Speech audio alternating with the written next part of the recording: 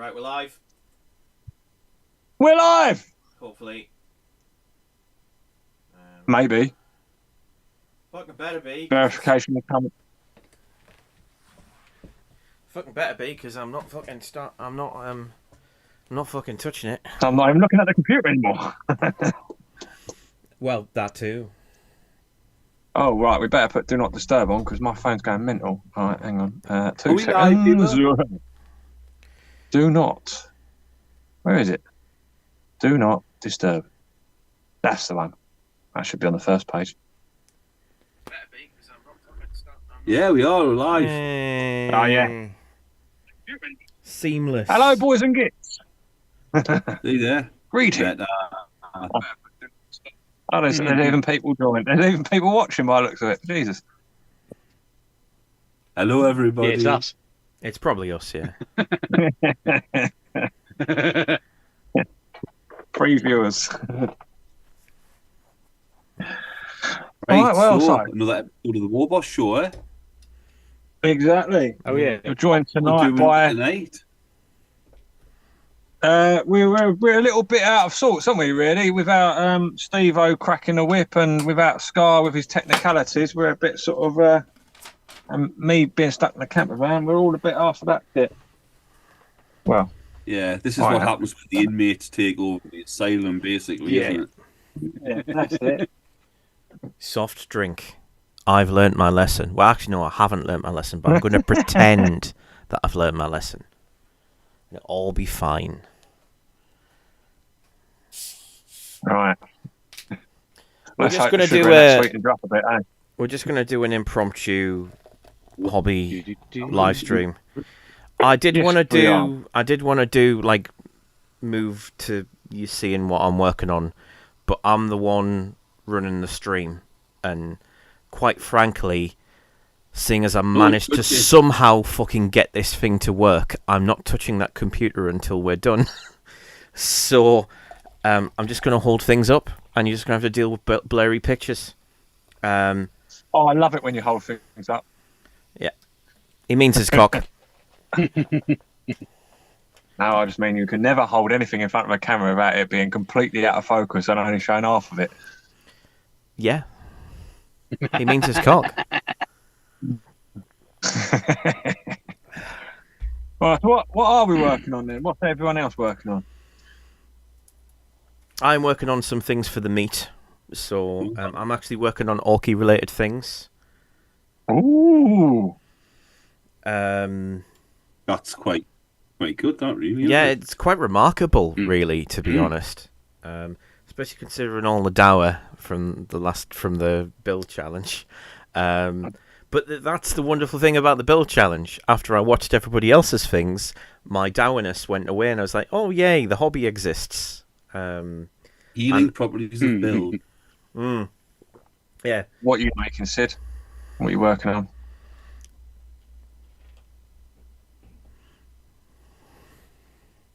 Oh dear.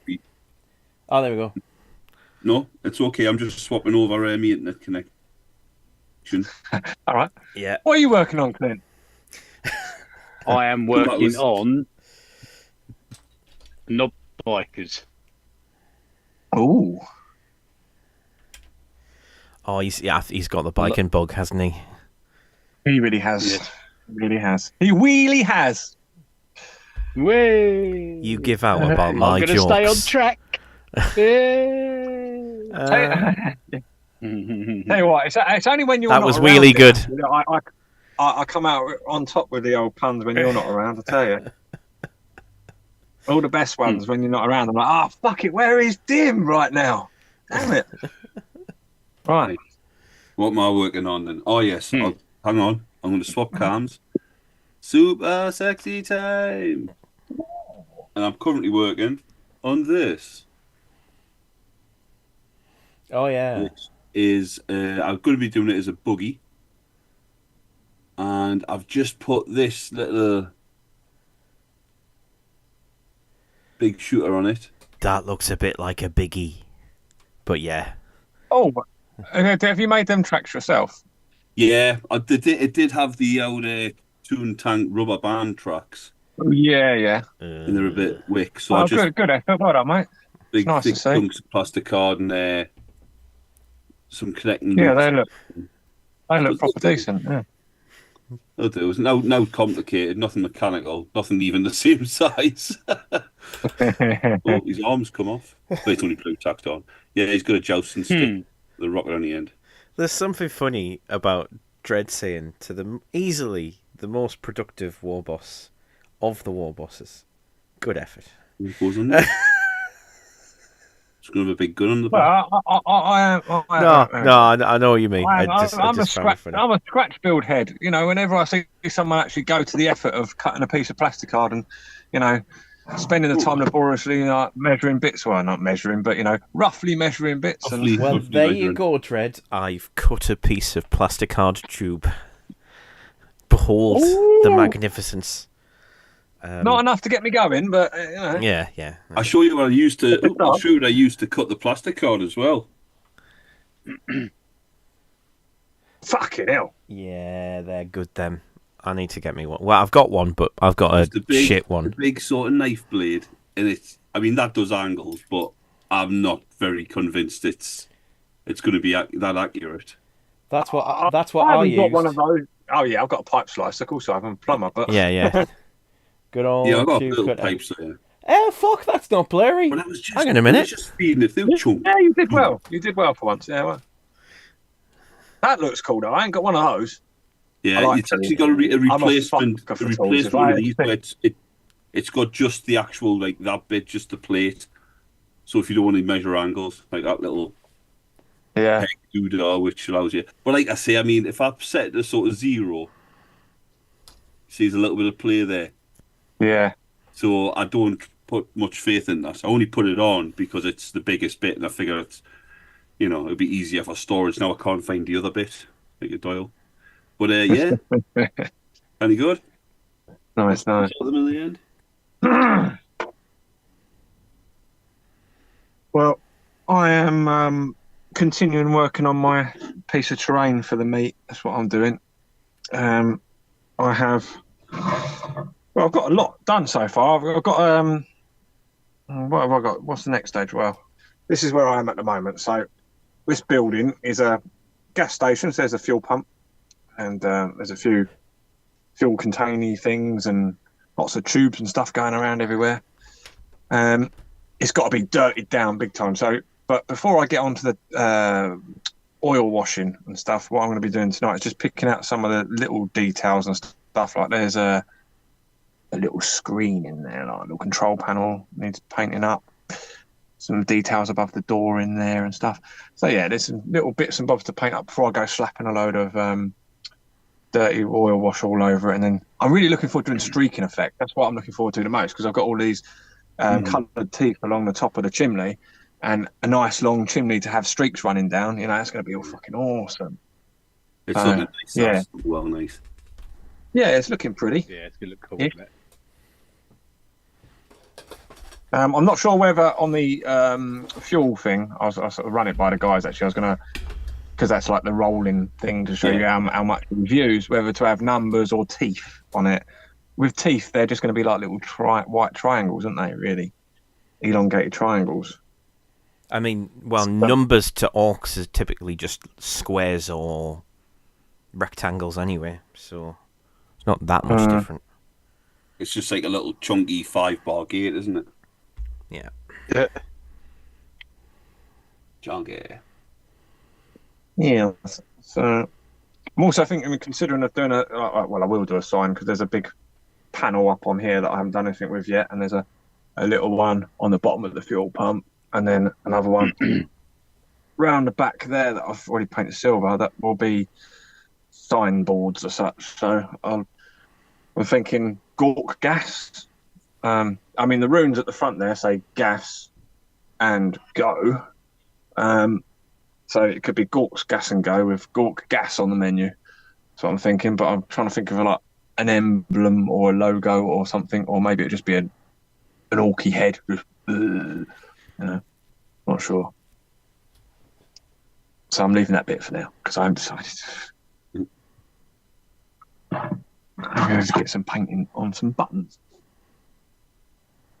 but before I go, refreshment break. Have your carrots. Oh yeah. You need your veg. You need to eat your greens. Right, I'm just looking at the chat here. I like mine smoked. Let's have a look. The Git man says he just finished up a game of 40k against another Ork player who's telling us about he had this coming up last night. Game ended on turn 2. Bloodbath. 2? Because I made an accidental illegal attack with my mech gun. I think we need more information. Accidental illegal. That sounds like you played against a prick. It's either that. I'm hoping this is 20d6 strength 10 attacks with sustained fire on 3s, and you tabled him with an illegal move. I'd rather it was that. That's like it was much more powerful than he went. That's legal. Also, this isn't fucking Blood Bowl. And it probably wasn't a Blood Bowl tournament game take either. it back. If you make a mistake, just take it back. Yeah, let's find out what it was first before we get too carried away. But yeah, let me know what happened to you. Like it stopped me before. Tom's working on his mega knob. Evil Ernie. I mean, I'm at least more sober this time to, not say stupid shit. So all the stupid shit I say tonight, can't be blamed on alcohol. So let's see how we get on. Hey. Oh dear. This was working on his cans. Nice. Oh, there's a fort. Oh, Lovely. Why didn't I think of that? That's fucking... Keith's had an accident with his latest project. Uh-oh. The what? Keith's had an accident with his latest project. Apparently, he dropped it and smashed it to pieces. Oh god, that sucks. Oh dear. Well, that sucks, man. Talking about that, I've done the exact same thing just the other night. It's this fucking living in campervanville that does it. When I pack my bed down at night, all my really useful boxes of models are sort of the ones I'm using are sort of just slid underneath the bench because I'm like, well, But that's what happens every night. But this one particular one has got loads of these terrain pieces sitting on it, like all across the top. And they were, I thought, short enough to not get squashed by the bed when I put it down, except for the one piece that was sticking up higher than everything else, being the skull that goes on there. So that snapped off, which really fucking pissed me off because that's resin. So yeah, good luck fucking repairing that with anything short of like 2-part epoxy or something. And yeah, it don't look like a good fit either now. Bit broken. So fucking annoying. Because every 3 steps forward, I take another step back in here. I tell you, with my hobby in general, just like that fucking mech that I painted around Steve-O's. Fucking got it painted and then dropped it and smashed it. Was it repairable? It is, yeah, but not like I need to actually pin it and repaint around the arm now. So it's just, several layers of paint fucked and stuff, irritating. It's never going to look as good as it would have done.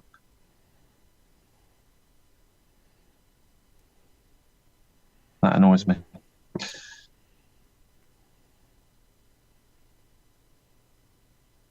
Well, I don't want to.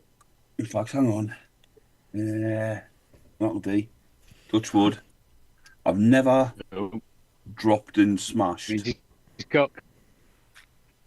It takes longer than that, mate. But I've never dropped and smashed a mini. I mean, I've broken bits off and that the odd one and what have you, and had to do repair jobs, and that's easy enough. I think the worst one I ever had was a big one. I think I know what you're going to say. You do think you know what I'm going to say. You think I'm going to say the RTLW miniature, but I'm not. I'm going to say my Grot tank for that competition that I won first or second place with. That fucking resin tank that I spent fucking ages turning into a really cool Grot tank, and then I had it on that little shelf, just like the RTL miniature. fucking smashed and shattered. I've still got bits of that shattered in my bits box at the moment, and every time I see it, I'm just like, oh. It's like it's so much to repair. It's never going to happen. I'm never going to repair it. It's just given up on it. It's just fucked. It's gone. It even had lights in it, didn't it? It even fucking had lights in it. God, that's going back to the early days of the Discord, of the very early challenges. I put so much fucking effort into that cunt as well, and then I fucking broke it. Ugh. Ugh. Yeah, I do have that. I am actually, one of the problems I've got in a hobby, I think, is actually that I'm not good at. Well, I'm not a good loser.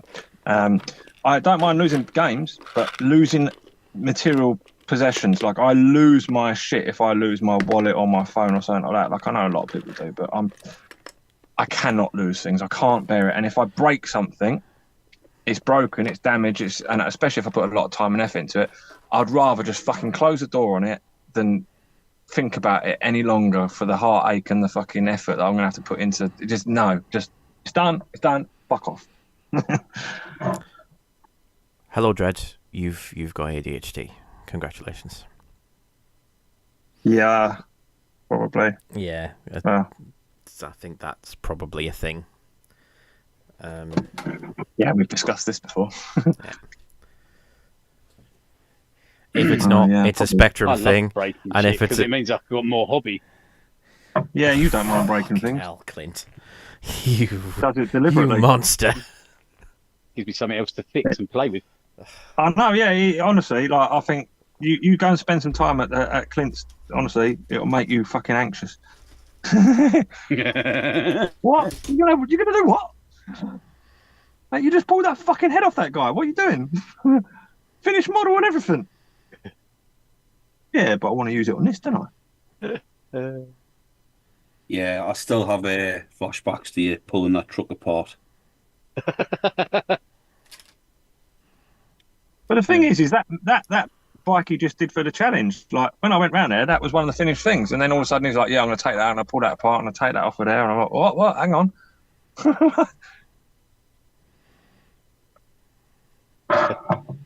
I like it's a cheap way of doing hobby, isn't it? Because like if you never actually finish anything, you just keep going back to it. You have to keep buying new stuff, do you? Well, I would say you would never finish anything, but you have finished things. But then I don't suppose your collection's ever gonna get much bigger than it is. Yeah, to be fair though, it's already canny big, isn't it? It's big enough. That's it. Completed 4,000 miniatures, but he's only got 4. I've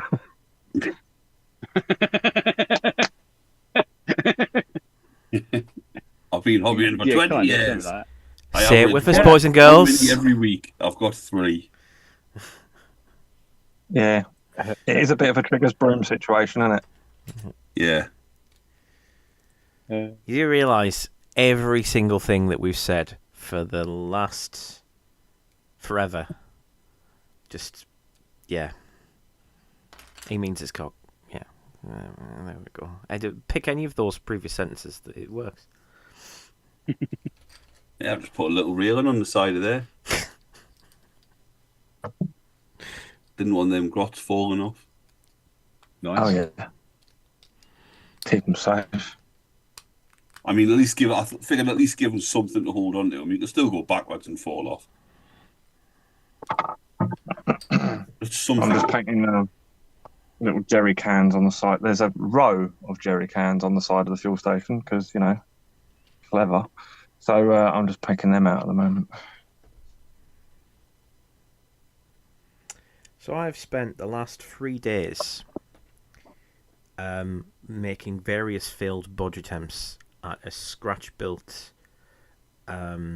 sitting platform for a Noblar from the scrap launcher sprue, which makes for very, very good rigger grots.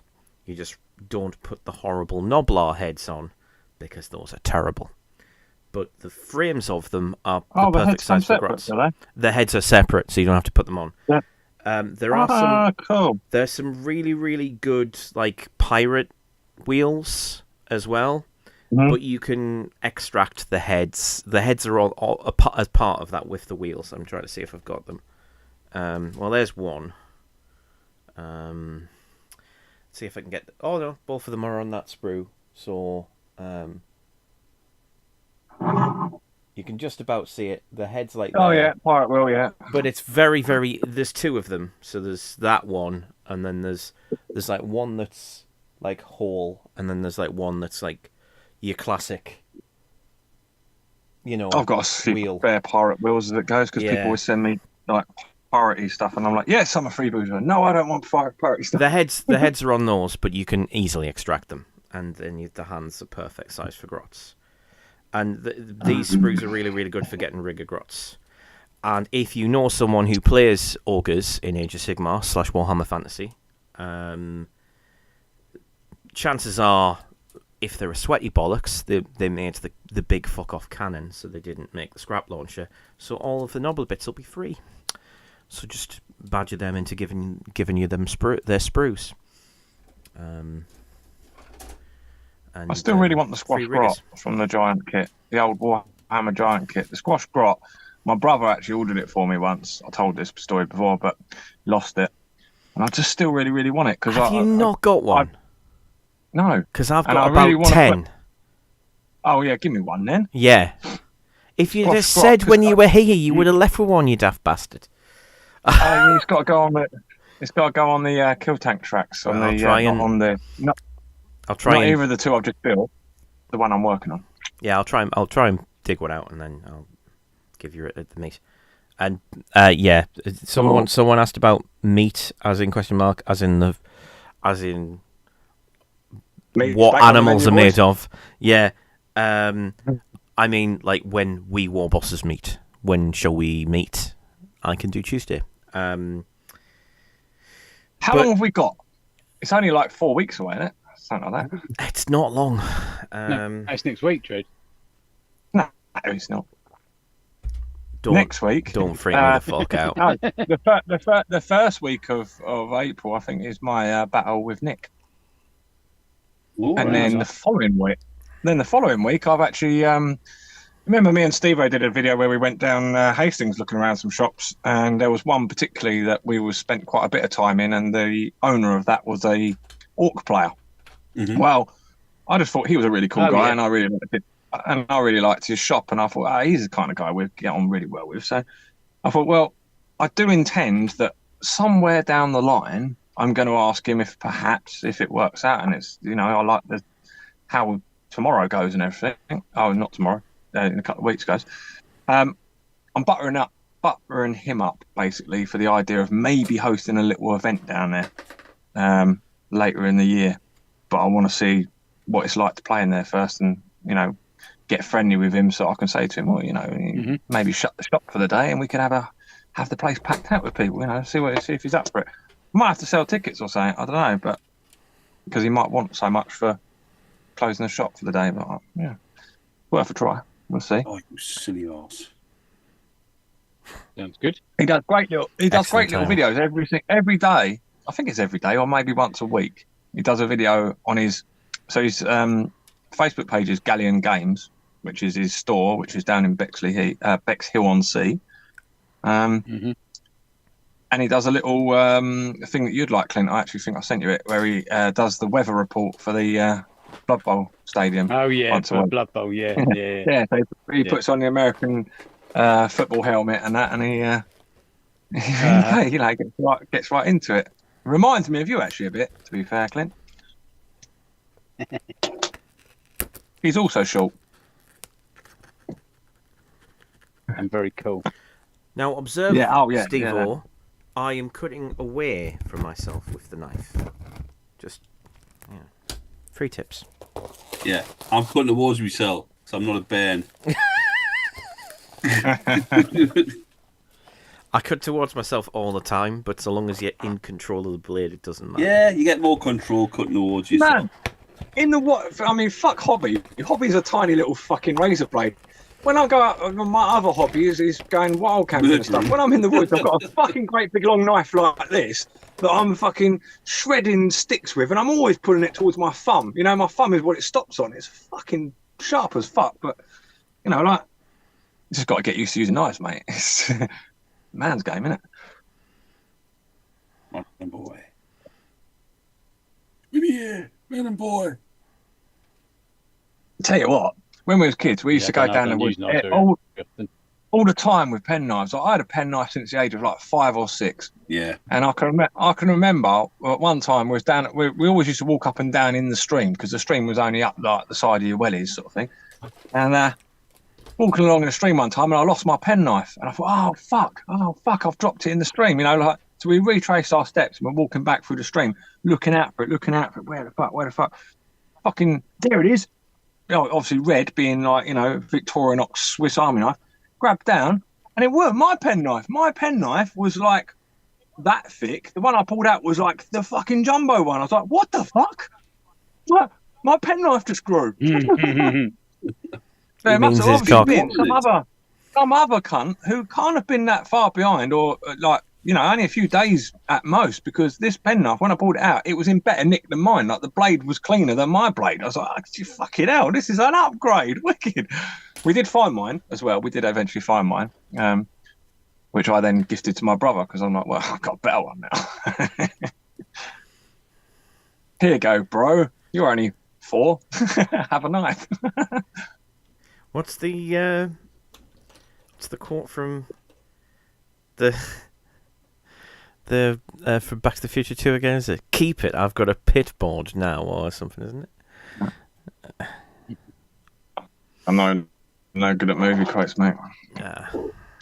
It always happens to me. Like, whenever people talk about like movie quotes, I'm always like, yeah, I've seen it, but I don't know. I could never, like, you know. I can't remember that much shit. Like, I've got too much else going in my brain. Like, maybe the odd line out of Lock, Stock, because, you know, fucking forever and always I had it Cockney bollocks. When I was well, if you live in a foreign country, then everyone will just assume that, oh, that's not a Kentish accent, you're a Cockney. So, you know, you get all of that. So I've had it quoted back to me 1,000,001 times, so I can't really forget the lines from Snatch, to be fair. Do you get people at fruit stands going, have a banana? What other films do I know? There's very few films I actually know word for word, but there is a couple. There is one film actually I know word for word. I used to brag about it all the time. Can't think what it is now. For a very, very long time, pretty much all my references... No, word for word. Don't know what it is. So. No, but if it comes... It's like music, though. I'll tell you what, actually, that I've got a shit memory for a lot of things, but music... if there's such a way of learning as musical, then that's the way I learn, because I've got thousands of songs, lyrics in my head. 100% correct. Like, word for word. As soon as the song starts playing, I could just sit there. Like, I can't do it without the song. If someone goes, write down the words for this song, I'm like, I don't know. Play me the music. I'll just be writing it out. It just flows. As soon as I hear the music, I'm like, oh yeah, I know what goes with it. It's weird. Yeah. Mozart. Well, one of my favourite bands is oh, fucking hell, Supertramp. NSYNC, innit? No, man. Supertramp, bit old school. 70s. Supertramp was 70s. I like anything where the lyrics are fucking clever and they're actually saying something, you know. There's a lot of Supertramp songs were like that. I mean, the one everyone knows is that one about, is a logical song, you know, when I was young. For the life was so beautiful, magical, that one, right? That is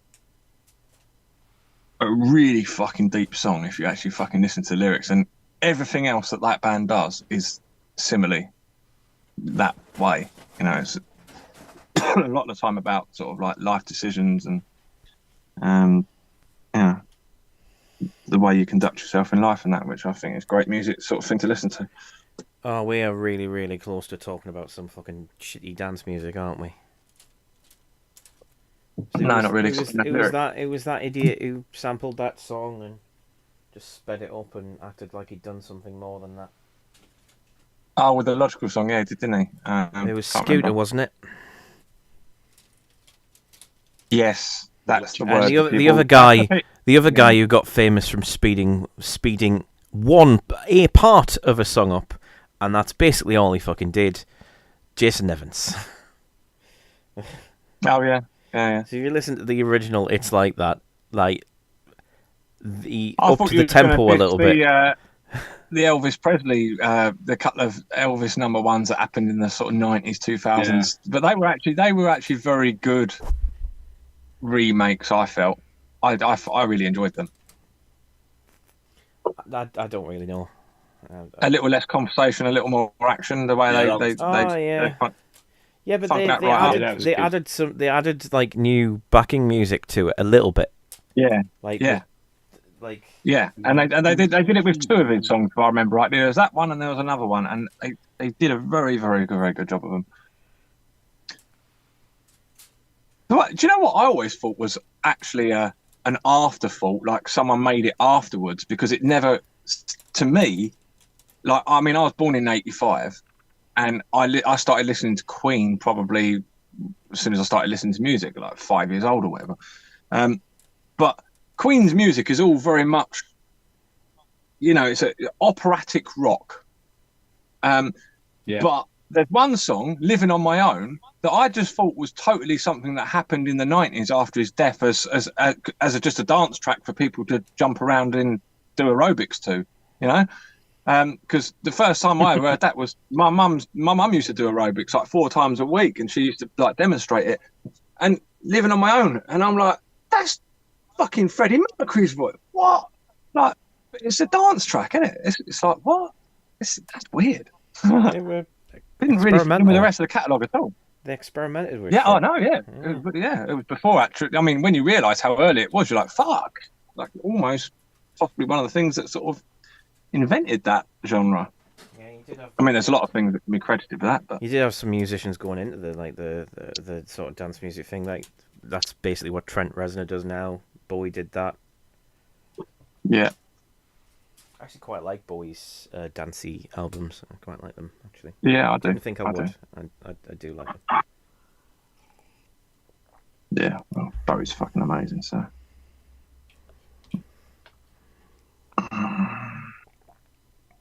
Right, so I'm done with that green.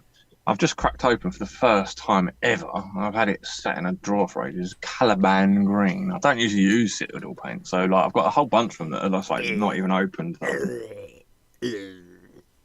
Yeah, I don't generally, but it's a base green, and it's just happened to be the exact perfect sort of green for using as the first base layer colour. Is actually a base paint as well for screens, LED, or screens. Yeah, actually, I've used it for that before. Yeah, then a bit of mood green on top if you want to pick up. Actually, I have to say, GW's base paints, on the whole, pretty good. Well, they're basically. I mean, the base ones are basically the foundation paints, aren't they? Yeah. Rebrand. They're not as good as the foundation paints, in my opinion. I think the foundation paints were actually better. But GW wanted to cut the arms out of their miniature range, basically. So they reinvented the wheel with their new paint range. And I think their new paint range is too prescriptive. And I was never able to make it work. And my painting ability suffered as a result. So I deliberately moved away to Vallejo and Game Colour. And whilst I'm not entirely happy that Game Colour's sort of reinventing the wheel as well, which is annoying me. Yeah, I did realise that too. I just thought I'm starting to realise that I've been spending much more money on Army Painter paints. So if Army Painter keep their paints the same, they're going to get way more money because Vallejo's not getting my money at the moment. They keep updating their paint ranges, and I've got. I know a lot of people like Army Painter, but I haven't found anything to like yet besides the soft tone, dark tone. Well, they've got the best paint. They've got rough iron. It's the best paint. Like it is the best version of Tin Bits. Really, Tin Bits. Really like okay. One particular paint. It is just Tin Bits, but yeah, and I haven't tried. What did GW? Do GW have a Tin Bits now? Do they do anything that's like that? Yeah, they do. It's I think it's called Dwarf Look Bronze. I think it's called or something like that. Okay. I might it's decent. I think I've got some. It's all right. It does the job. It's not as good as Bronze. Warplock, yeah, Warplock. I thought that was Tin. I knew it was something. I knew it, but it's not. I remember. It's Dread Dome metal stain wash from the old days. It was named after something. It was named after something Scaveny. That's all I could remember about it. But it's decent. But kind of half the problem with a lot of the GW paints is they're too thick. And I mean, obviously, like that's easier to fix than too thin. Too thin. Yeah. The thing that makes GW paints more or less worth the money in my mind is that they don't tend to separate, whereas separation is a big problem with Vallejo especially. And I never really had that problem with GW paints. Like they would last forever, providing the pot didn't fuck them. If GW got rid of the pot design that they currently have and did anything else, I think they'd probably get my money more often, because in spite of how prescriptive their paints are, like the paint itself tends to be designed in a way that at least it stays the same fucking colour the whole time, whereas you need agitators in almost any other paint range, really. But those fucking pot lids, man, that's so awful. Oh, still liquid in that. This here is in one of those little reusable shampoo bottle things. It's all. I mean, it's going to take some effort to get that lid off because it's properly sealed, but there's still some liquid in it. I made that truck undercoat as one of my own mixtures about 20 years ago. Like, honestly, that's so old. That's from when I used to knock about with Cruiser. That's how old that is. And there's still something in it. And that's like Tin Bits. It's got that sort of Tin Bitsy colour. It was my undercoat. So what I used to do is I made this up, and it was one of the Tin Bits was one of the ingredients of it, I'm sure. And I used to just dry brush that all over everything that was going to be metal, and then I'd dry brush it with metal, like silvery metal, and so it'd give you like the rust undertone. That's how I used to do it before I learnt to, brown undercoat. Excuse me. Well, I've never really understood. I say never really understood. I mean, if I've got some paints on my desk here, I'll just grab them. There we go. That's just a handful that were nearby. I've got Vallejo Game Colour. Oh, that's a new one. Colour. Army Painter. Another Army Painter. 3 Army Painters. In fact, they're all metallics as well. Rough Iron, Weapon Bronze, Gunmetal. Oh, their metallics are not good. I don't mind. I quite like them. I say Rough Iron's good. Tinny Tin's good. The Gunmetal's all right. I find the pigments are way too big. The lighter silvers aren't as good. They're grainy though. They're really grainy. I don't mind. I find there you go. A couple of GW ones.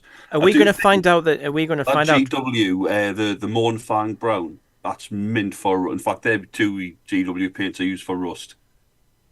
Yeah. Riser rust, nice thick orange. In the Mornfang Brown, I've tried other chocolatey browns, or sort of just dirt and rust, like dry rust, and it's by far the best. The other ones just don't have. It's far too thin. All the Vallejo ones are just dog water.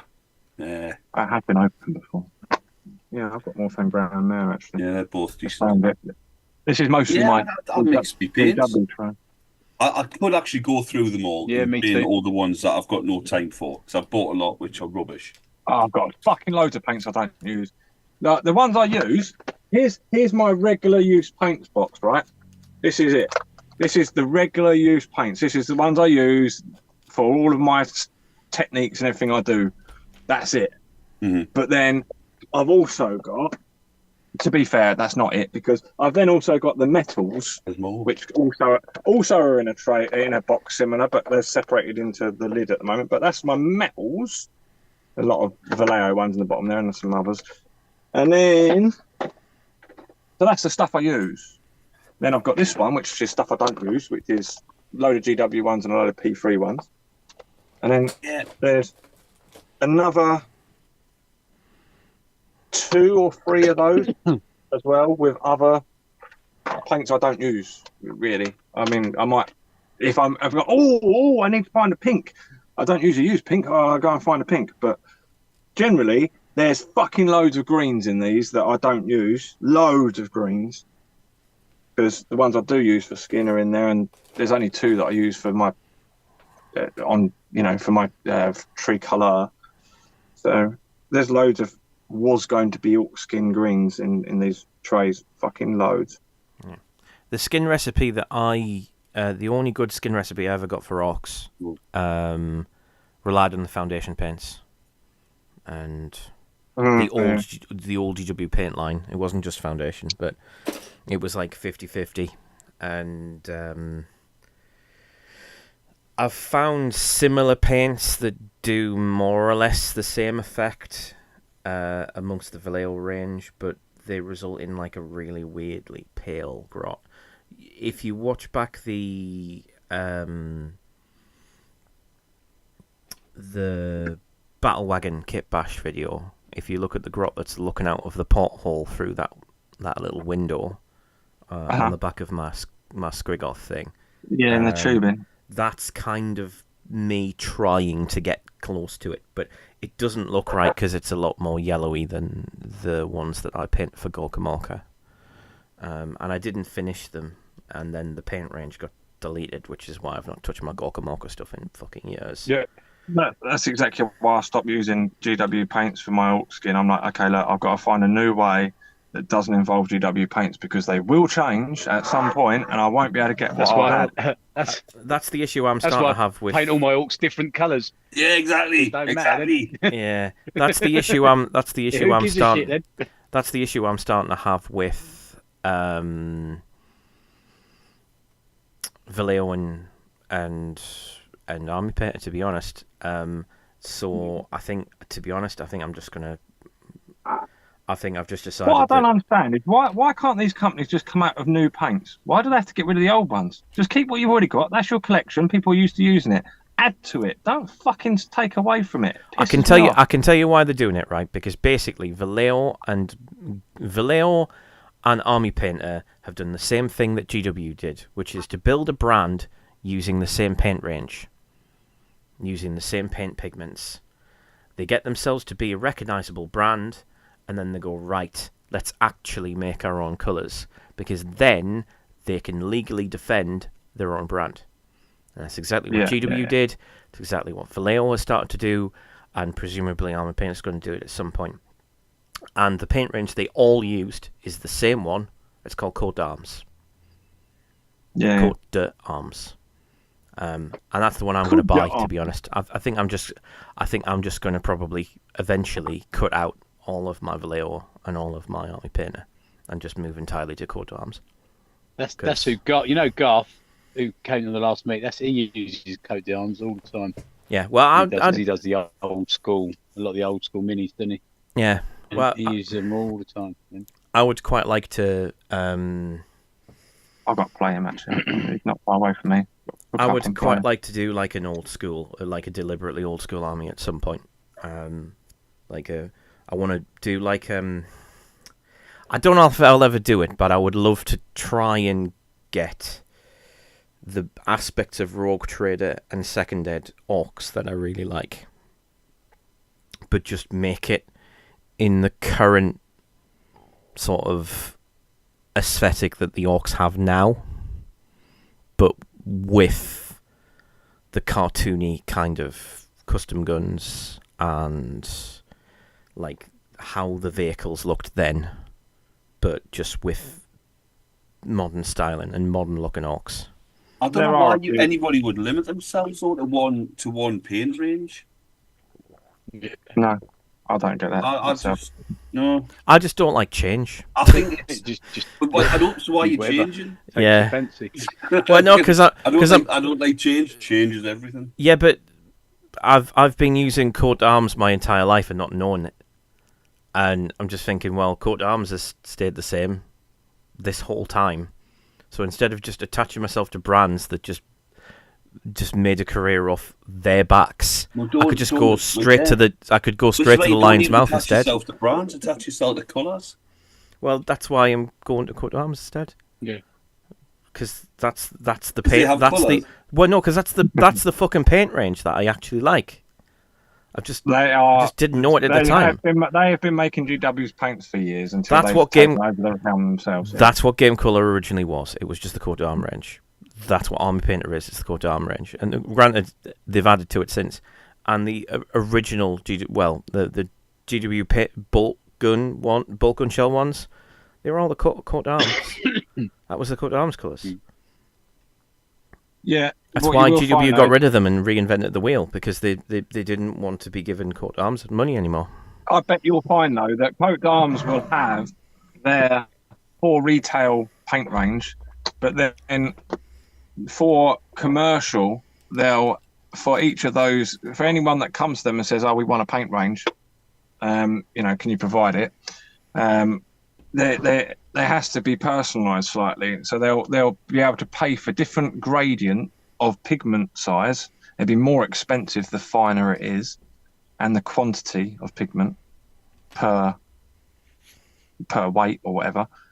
So if all the companies are getting them from the same place, you've just got to search out the company that's spending the money to have the higher pigment count in the smallest if it's close enough particle size. If it's that, as far as I know, is scale colour.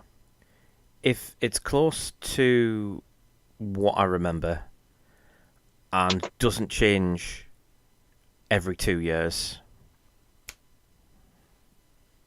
grand. Doesn't matter if it's slightly different or the pigment's a little weird. I'll take that. I think that's why Army Painter I dislike, because I think their grains are larger, and I think the pigments are it's not as finely ground. Might be the same thing, it's just in a cheaper form.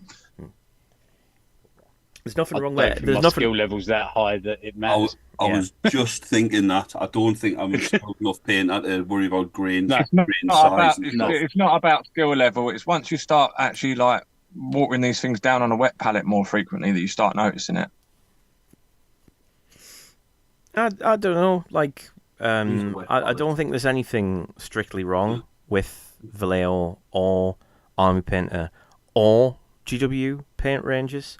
It's just for me, it's just a simple nature of elitist prick. I hipster hobbyist. I really fucking struggle to get good paint schemes because I'm shit at painting. I can't fucking do it. So when I get a good paint system, when I get a good scheme going that works, I need those paints to still be around. Because it takes me so long to paint stuff. Yeah. I can't afford for the fucking paints to go bye. Like I can't afford for it. You're not so I'm terrified. I'm terrified of that happening. And do you know why I'm terrified of that happening? Because it's happened multiple times. Anyway, sorry. Rant over. You're not shit at painting. I am. You're not shit. You're shit scared of change. That's what you're scared of. Well, no, I accept that I'm shit scared of change, but it's just that I'm also not a very good painter either. Yeah. And the reason I'm not a very good painter is because You talk about what you're going to do so long that you don't get around to doing it. I mean, that's definitely part of it. I can't deny it, can I? But I want to, but I can't. No. The only way to get better is to actually do it. No, well, yeah, exactly. Clint has just said the thing, right? Is that because I'm hesitant to paint, I don't paint. Because I don't paint, I don't get better. Like it's a terrible, it's a terrible cycle. And knowing you have a problem doesn't fix the problem. It is. Yeah, but this is it. Like, doesn't make it better. Yeah, that's it, isn't it? Yeah. When you first get an airbrush, you go, "Oh, I'll just use it to undercoat. Oh, I'm not going to do any of that fancy shit." But I tell you what, once you actually have a go at like clean OSL it? with it, put all that aside. But when you have a go at doing like OSL with it or like highlighting and stuff like that, and actually doing like some really fine work, you actually practice on a bit of paper first. You realise this ain't that difficult. This is actually really fucking like cheat mode. It's fucking easy, but it gives really great effects. It's just you have to fucking just bite the bullet and give it a go. Yeah. And then you got to fucking clean it. Your mate does loads of sort of like tanks and stuff. He loves. I mean, he just keeps buying. He hasn't got a guard army, but he virtually has. He just keeps buying more and more guard tanks. He just likes painting tanks. And he always just primes them black, and then goes at them with a white in his airbrush, and just basically does all the highlights all over it. So you get like a black and white, tank, and then hits it with another color, and it just and it just always looks mint. Yeah. We say, how long did that take? He's like, 20 minutes. Just do the airbrush and man, it's class. I've been meaning to try. I do the Zenithal undercoat on everything anyway, in browns. And when I did that red tank, my Cromlech one, that was fucking piss easy. I did exactly that. I just had undercoated it, and then I just went over it with a thin mist of that Ferrari red, and it just went beautiful tones right up from light to dark. I'm just like, well, I'm not going to highlight that. There's no need for me to highlight that. If I do, I'm just going to make it look more deliberate. Whereas that looks fucking ace, so I'm just going to leave it. That's cool. Sometimes I've noticed that, in fact, when I have done that and I've gone in to paint something like, I mean, this is Zenithal, but I mean, I've gone on with solid colours now, so I'm going to be highlighting with this thing. But I've noticed that before, where I've actually gone in and added extra bit of highlight over the top of things after I've done the Zenithal thing, and then hit it with like a glaze, and it just fucks it. It just makes it look like, oh, you should have just fucking layer painted then, shouldn't you? You know, because what was the point? Other than giving yourself like something to trace. I mean, you can do that if you want. You just do the Zenithal and chuck a colour on and use that to trace what you're going to do, but then it looks more natural anyway, so might as well stick with it. I mean, I've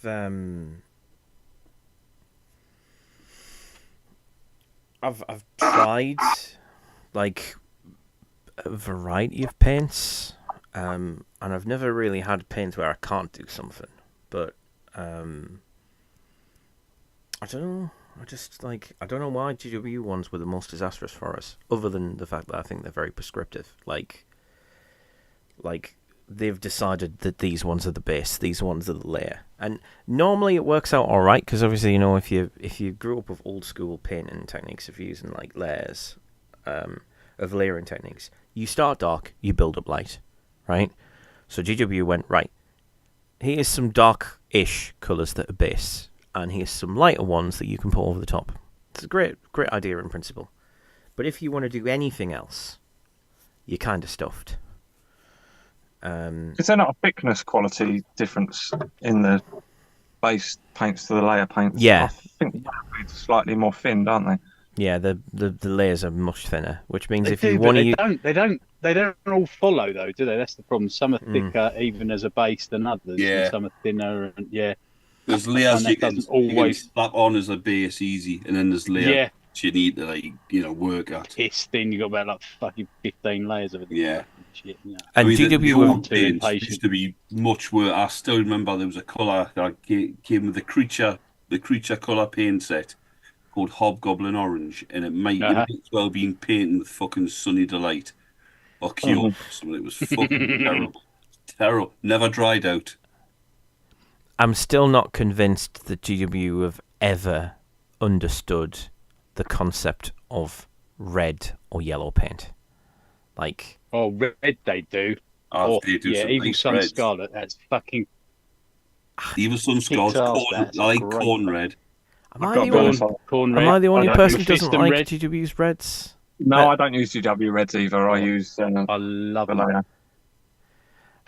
One of the base reds was good. It was probably Mephiston. I can't remember. Yeah, one of them, the darker one. I liked the darker one. That was all right. Corn or Mephiston, yeah. I can't remember which one it was. It was one of the two.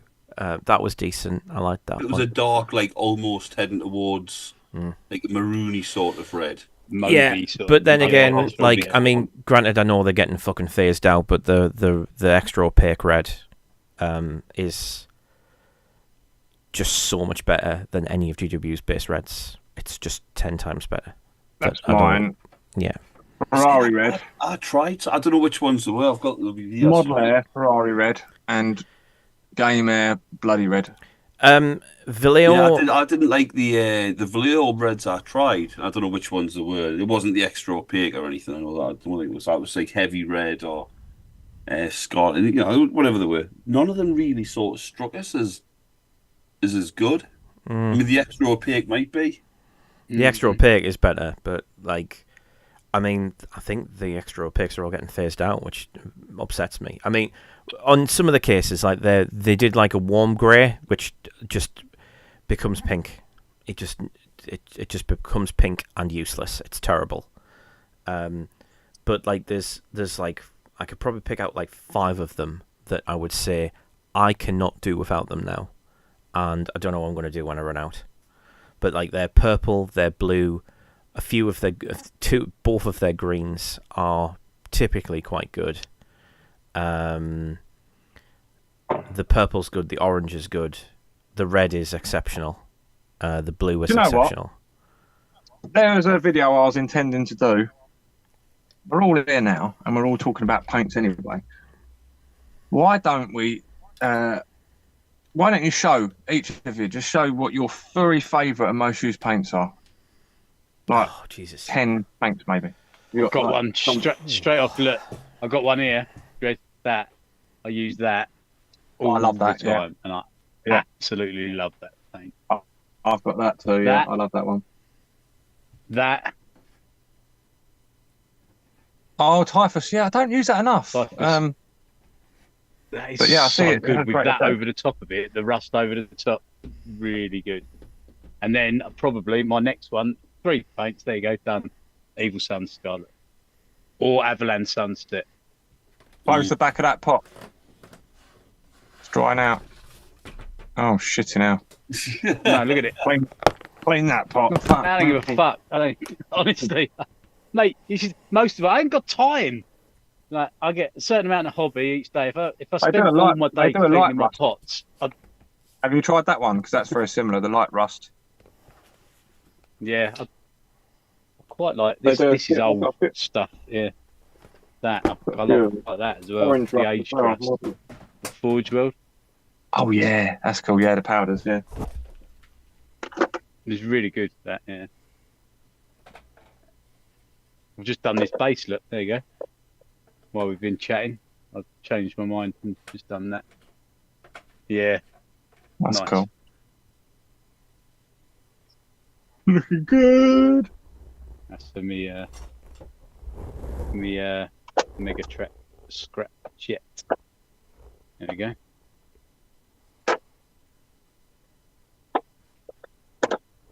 Oh no. Where has it gone? Where have it gone? Just have a look in chat. Tom says, Dread's like an artist who says, it's all gone black. Black. Black. Black like the pit of despair where my heart dwells. All right, Johnny. Calm down, Johnny. Black. Yeah, Aged white. I fucking love that paint. Of all of my, I've got like, I don't know, 15 different bony whitey colours, but that is my favourite. Aged white is so good because you can use it as your sort of top white, although it's not at all like white, because if I put a white next to it, you'd go, well, that's nothing like white. But when you're talking Ork teeth and anything Ork white banners or anything like that, that's like my final highlight, because you don't need to go any whiter than that. So I start off with like an Iraqi sand and sort of work up to that. So aged white, love it. Really, really, really good. So useful for so many things. Yeah. My Ork skin colour, Middlestone green, a model colour. Ferrari red, as already mentioned. Well. Is it actually called Ferrari red? Oh, here's a GW one that I can't do without.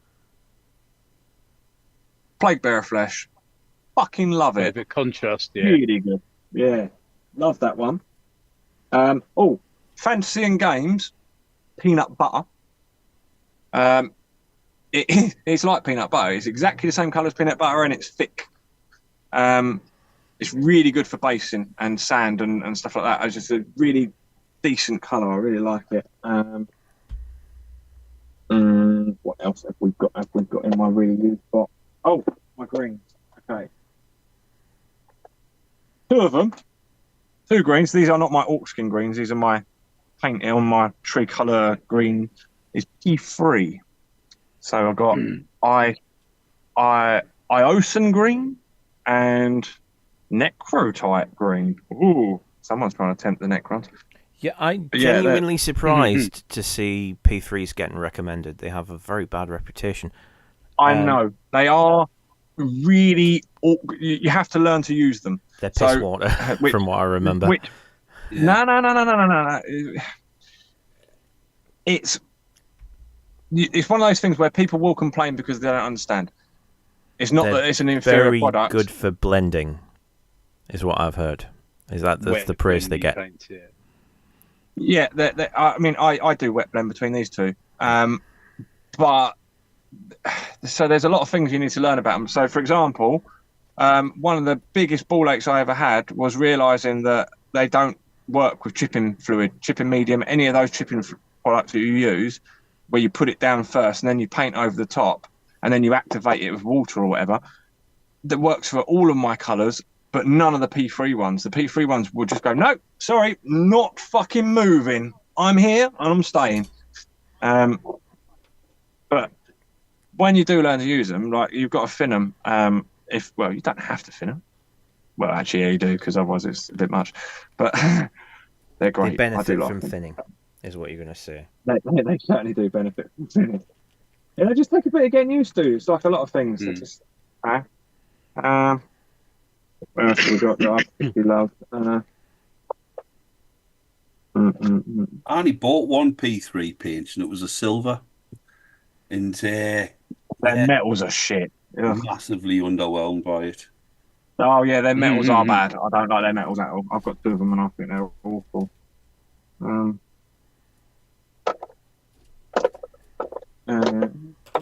have we got in here?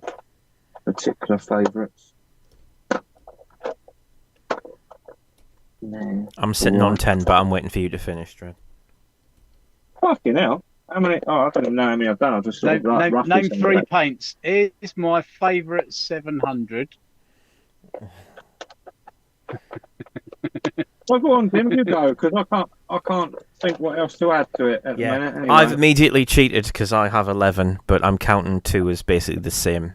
So, I think I did about 7 there anyway. As I've already mentioned it, but game color extra opaque red, heavy red, is a fantastic paint. It's very good basic material. I haven't tried it. Red. I will try it. Any time I've painted red, it's on it. In recent times, I remember that one. Heavy blue is just amazing. Have I got any of my? I don't own that either. I'm going to get that one as well. Now, cool.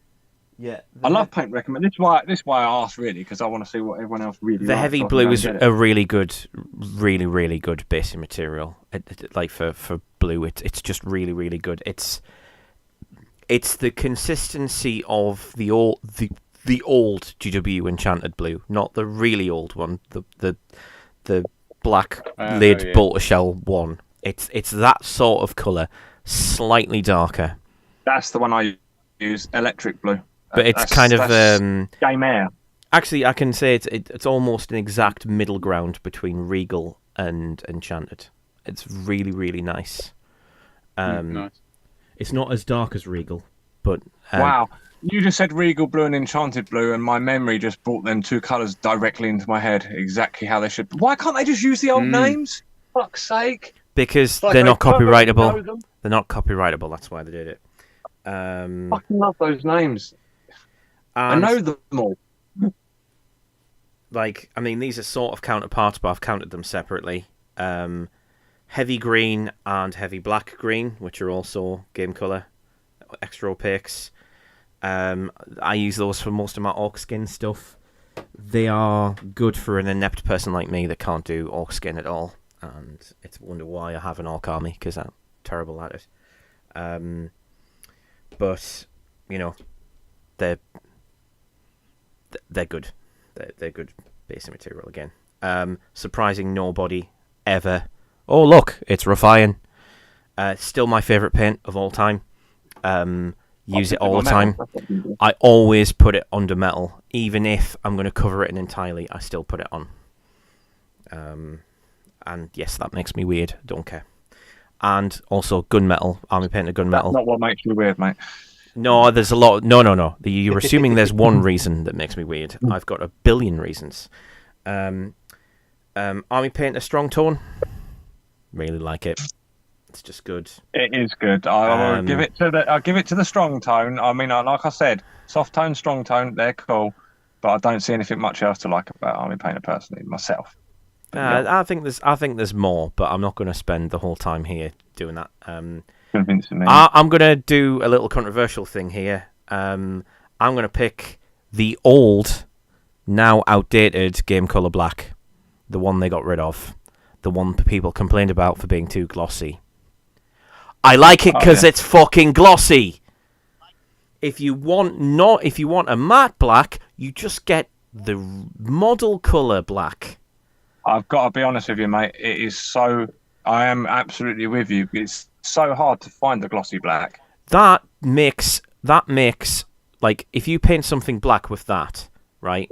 You can fool people into thinking it's rubber tires, and you can fool people into thinking it's leather, with no effort whatsoever. If you were painting a, say, Battletech battle mech, it looks like it's like a glossy black. It looks like black metal. It looks great.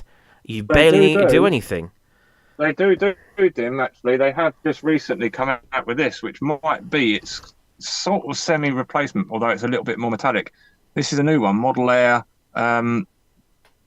It says black. It says black. It's just called black, but it's a metallic. Right, okay. It does say metallic there, actually. Is that from them? Is that from the Mecha range? Because that came out a little bit before. Maybe. I think, maybe. yeah. Anyway, Yeah. moving on. Yeah, carry on. This is my twofer. So to be honest, I might just go with the entire range. I don't know if that you can still get these, but it's the game effects. So this is dry blood and fresh blood. The fresh blood is as good as blood for the blood god, and dry blood is darker. So you get the same effect, but it's dry blood. These are both great. They complement each other really well. They go on miniatures really good. They're a must. But the entire game effects range, which I can quickly grab, is good. Like the dry rust is like a nice little sort of rusty wash. Haven't used it much. I need to try it, but it does the oxidizing effect a bit like Titus Corrosion does. It's more or less what it's for. That's not one of the game effect ones. Then there's the Verdigris, which again is what says on the tin. Vomit. I've not really tried the Vomit, but I assume it's pretty good because the rest of them are really nice. And then there's also the Rotten White, which I have used on a couple of zombies as a nice end effect highlight. And I think that's all of them. I think, but they're I really like the game effect ones, and I have one more to mention, but I did manage to knock a few things off my shelf. Just I've managed to catch Steve-O in a catch-22 here, because if he says he enjoys this episode now, it's saying that this idea of talking about paint wasn't a shit idea, that would be boring as fuck. Carry on. Yep. Liquitex white acrylic ink. And I might as well mention the counterpart, Tim's on number 4. Liquitex Heavy Body Acrylic White, right? So those two together. That's your painting anything white, and that's what you mix in to water it down, not water. That's a good idea. I've got white ink, and I've never used it to water down white. That's a really good idea. I got that tip from Roxy. Oh, really? Yeah, okay, yeah. That's really cool. Because I find generally, I mean, with white, that would be brilliant because white is one of those things that does spread out and it's really hard to get a layer of down. But what I find, if I use the inks over Zenithal, for example, they're so pigmented that you just don't really get the Zenithal through it. You know, that you have to really not water them down, but thin them down to get anything like it. I did a couple of Zenithal Tyranids, and I basically did one with inks, one with contrast, one with other sorts of washes, just to see how each type of wash worked. And those inks are so thick. Like, I mean, like for not thickness, but for pigments, there's fucking loads in there. They're just solid pigments. Loads. This is the best white, really. Tipex. Yeah. Covers up all I'll tell you what else. Coverage is awesome on this. It smells amazing. I smelled that a little bit there at school. Used to have to use it all the time because the cunt that did my homework, he always used to misspell my last name. I used to have to fucking add the yeah. He used to put WH instead of WY, and fucking hell. It's a real shame. It's a real shame this is a live rather than a video. Because if that was a video, I would have totally edited in Lloyd Bridges hanging upside down in the airplane in the control tower after having sniffed glue. That would have totally gone in. But I invite you to picture it in your mind, and we will not get done for copyright this way, so it works out. So go on beyond Tipex. Anything else to offer? That's tipped me over that. Beyond Tipex, you got anything else you used? Was that just I use loads of shit, man. I've not got like I said, them typhus corrosion, that Vallejo rust when we're weathering. I like the deep dark brown to stipple on before I put my rust chipping down, because I do all my chipping. I just do sponge chipping, like for all of my weathering. It's nice and easy. I just do stuff that's quick. I use this. What is it? This Rhinox hide over me yellow. Yeah. With a sponge, and then a little bit of silver, lead belcher normally, for that. With a sponge again. Yeah, and then just touch it up with a bit of typhus corrosion and some of that Vallejo rust, then some weathering powders. Seems to come out all right. Right, that's all that is on there. Well, you know what's going to happen in a minute. My light's going to go off because it already flashed at us a minute ago. Put some emergency lighting on.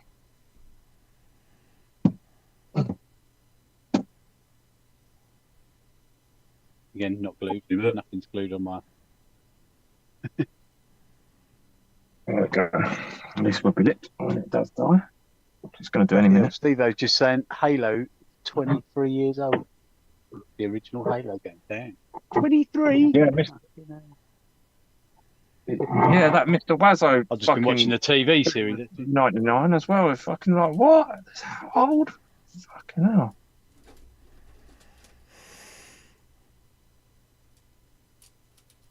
That seemed so modern when it came out.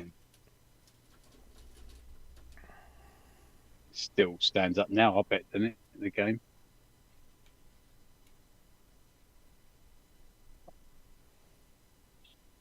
I reckon just glue this. Never played any of them. What, Halos? Really? Halo on that. Oh, I did. Yeah, they're really good. Yeah, I really enjoyed the Halo game. Halo was so well designed that it basically just it set the groundwork for what would be Destiny games, and Destiny had a big career off the back of basically the gunplay that they designed in that. And not the biggest fan of Destiny, but I did enjoy the gameplay loop. But that gameplay loop was just the Halo gameplay loop in a different framing, basically. But yeah, there's some really good games, and I loved fucking about on Forge and making stupid maps. That was, I miss that about a lot of old school games. Like that on Time Splitters too. That was fun. Yeah, I love Time Splitters for that reason too. I was just thinking about Time Splitters, thinking about things like Time Splitters and Gears of War and all those ones where you had like, you had the infrastructure to, make custom maps or custom games. Yeah. Well, Perfect Dark. I mean, Perfect Dark was fucking brilliant for its time. Like that was basically GoldenEye on steroids. It was fucking great. I loved it. What was that weird one? It was basically GoldenEye, but it was slightly different. Yeah, it's good. So it was multiplayer GoldenEye. What was the weird one that had the Velociraptors in it? Oh, Jurassic Park. Turok, yeah, Turok. There we go. That was good. I enjoyed Turok. You had to turn some of the weapons. You had to turn some of the weapons off though, because they were just bullshit. Like I never had that. I only played it in the arcade. I did play in the arcade. There's basically just one that, like, it was like something that would bore into you and just slowly kill you once it sort of locked onto you. And do you know one of the really disappointing things about living in the UK growing up, actually, to be fair, is that they missed the boat, right? Something that I always thought they'd catch up on, but really, I mean, they have now, but it's already a bit late because the gaming culture then was where it was at, is that we've all got seaside towns. Everywhere in the UK, there's seaside towns with arcades. But they've always got fucking old shit in them. Like, even back when we was kids, like, when these games were fresh, they still had fucking games from the 80s in there. And you're like, why haven't you got these new games? Why haven't you got this new shit? Like, what fucking... Until now. Money anymore. Now you go in there and they've got everything that we was playing on our PlayStations years ago. And you're like, oh, fucking hell, keep up. Like, Jesus Christ. But then there is one arcade down in Hastings that I used to go to. Like, there was about 5 of them. One that burnt down that was really shoddy. There's one that's state of the art. They've got like all of the newest and best, and like they've got like a lot of gamey sort, not gamey, sort of interactive type machines as well. Like the Uncle Fester electric chair and stuff like that. They've got all of that sort of thing in there as well. So that one's like super busy and does super amounts of money, whereas all the others are all just your typical British fucking seaside amusements, fucking tons of 2p machines, fruit machines, and then, like you say, Torok, and maybe what's that other one? Time Crisis. There goes that light. Or Point Blank. Oh yeah. Oh, what other ones were always in the arcade?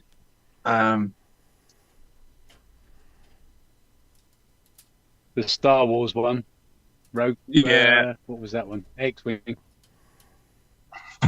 I'll still play that now if it was in there. I fucking love that, even though it was so shit. Oh, you always have like an older Street Fighter, like not the fucking current one, or like what would be some fucking old one? Street Fighter, Streets of Rage. You'd always find that, wouldn't you? I love Streets of Rage. That used to be in our local. We used to have there used to be like a little mini arcade in the leisure centre that we used to go to like 3-4 times a week, and they had like 4 or 5 arcade machines, and they had Streets of Rage and they had Golden Axe individually though. They weren't a part of a bumper pack like you get them now. They were fucking individual machines. And then they had that one. The dude with a massive sword, like He-Man's sword. Name was that? Oh, Alex Tomb Kidd. Raider. They had that as well. That was fucking awesome. Loved Alex Kidd. Pac-Man. No, I didn't have Pac-Man. Splatterhouse. My dad used to take us to a working men's club that had Pac-Man table though. They had like a table, like glass top table, and you could sit at it and play like Pac-Man. What was it? Paperboy. Yeah. Do you remember Paperboy? Yeah, that was. Paperboy, yeah, fucking lobbing the papers in the driveway. One of my favourite games on the Mega Drive back in the day that was really sort of out there and totally different and way cooler than a lot of other things that they had at the time on the Mega Drive was Toe Jam and Earl. Not 2. 2 was different. That was like a platformer, but the first one was like a 3D map, and you walk around it, and like when you've collected the things you needed to collect and stuff, and like you've got like an alien that's got like I don't know, like 4 legs. Who's red and he's got a backwards baseball cap, and then you've got a big fat one who's wearing a pair of shorts, and they're totally out, and they basically like you go like there's these hula dancing women, and they if you go too close to them, they start dancing at you, and you get under a trance, and then you can end up wobbling and falling off the side. So every level is literally like a flat Earth above the next. So if you fall off at any point from one of the levels, you end up on the one below, and so you have to go through the shit and get back up again. It's quite cool. And if you're playing 2-player, it will go split screen if you wander off from each other. If you go over here and he goes over here, you turn into split screen, or if you drop into the next level down below. So it's really cool.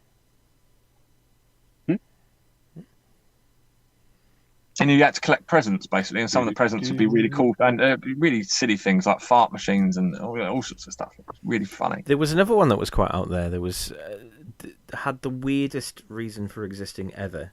It's called Cool Spot. It was purely commissioned. You were a spot. You fired a weird projectile that was probably dust, and you were a red spot with sunglasses and gloves and boots. You know, think like Magic Island Dizzy kind of thing. Oh wow, that's dating me.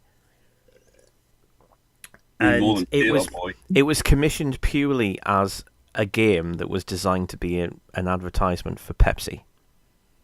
That's it. Because the idea was that Cool Spot was the red spot in the middle of the Pepsi logo. That he was a superhero that went around fighting stuff. Okay. It's a weird fucking game.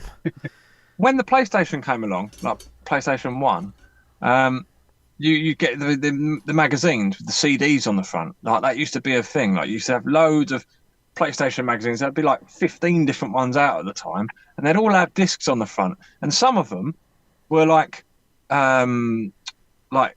beta versions of people's games that fans had made, or people that were like, you know, starting off in the games industry and that. And I got a few of these, like, I can't remember what they used to call them, these sample games that you get. Some of them were really good, like really cool. Yeah, that's it, demos. But these were not demos of like upcoming major launches. These were demos of, you know, people's mini games that they've made themselves, and they're fucking awesome. Yeah, they're really cool. That's cool. That's a shame that you don't get that sort of thing anymore. Well, you do. It's called the indie gaming industry, and they're literally the only people making games worth watching these days, as far as I'm concerned. For one thing, they do not contain microtransactions, which is always good. I'm just about to try Contrast Garagank Sewers for the first time. That's great, mate. I've just used a bit of that on some of the metallics on my bass. Oh, right, okay. Great. Dirty, horrible sewer pipe brown kind of thing. Okay. Well, let's see what I think of it. Where am I? Very cool. Also, I'm guessing that all the people who are actually old enough to know what we're talking about in terms of computer games, you've probably already gathered this from context, but when we're saying Mega Drive, American viewers, the Sega Genesis. You've already figured that out, but I forget that. It was called the Genesis in the US. We called it the Mega Drive for reasons that escape me, because I think Genesis sounds a lot cooler. It does actually. I'm used to the Mega Drive name, so I remember being quite proud of my Mega Drive. Oh when I yeah. was a kid. I still have one. Matter of No, fact, whenever Never had a Sega. But yeah. whenever Scania visits, we play Golden Axe and Streets of Rage every time. Hasn't Scar still got the Nice. original Mega Drive that he had as a kid? He does, I think doesn't he? so. I have one of Yeah. the ones I had as a kid still, but I got through a fair few of them because I played them far too much. Oh yeah, man. And me and my brother well, I mean, we had the same one for years and years. It was always the same one, but yeah, I mean, fucking controllers. Especially because they had a lead on, and you fucking fight and argue, and you've got a controller in your hand. Like, we used to proper go into one and have a proper fisticuffs or whatever as kids, while controller's still in hand. I might be beating my brother over the head with the thing. So like pull the cable out and everything, So there'd always be one controller that was much more responsive than the other, and you'd be like, oh yeah, it's just because you had the good controller.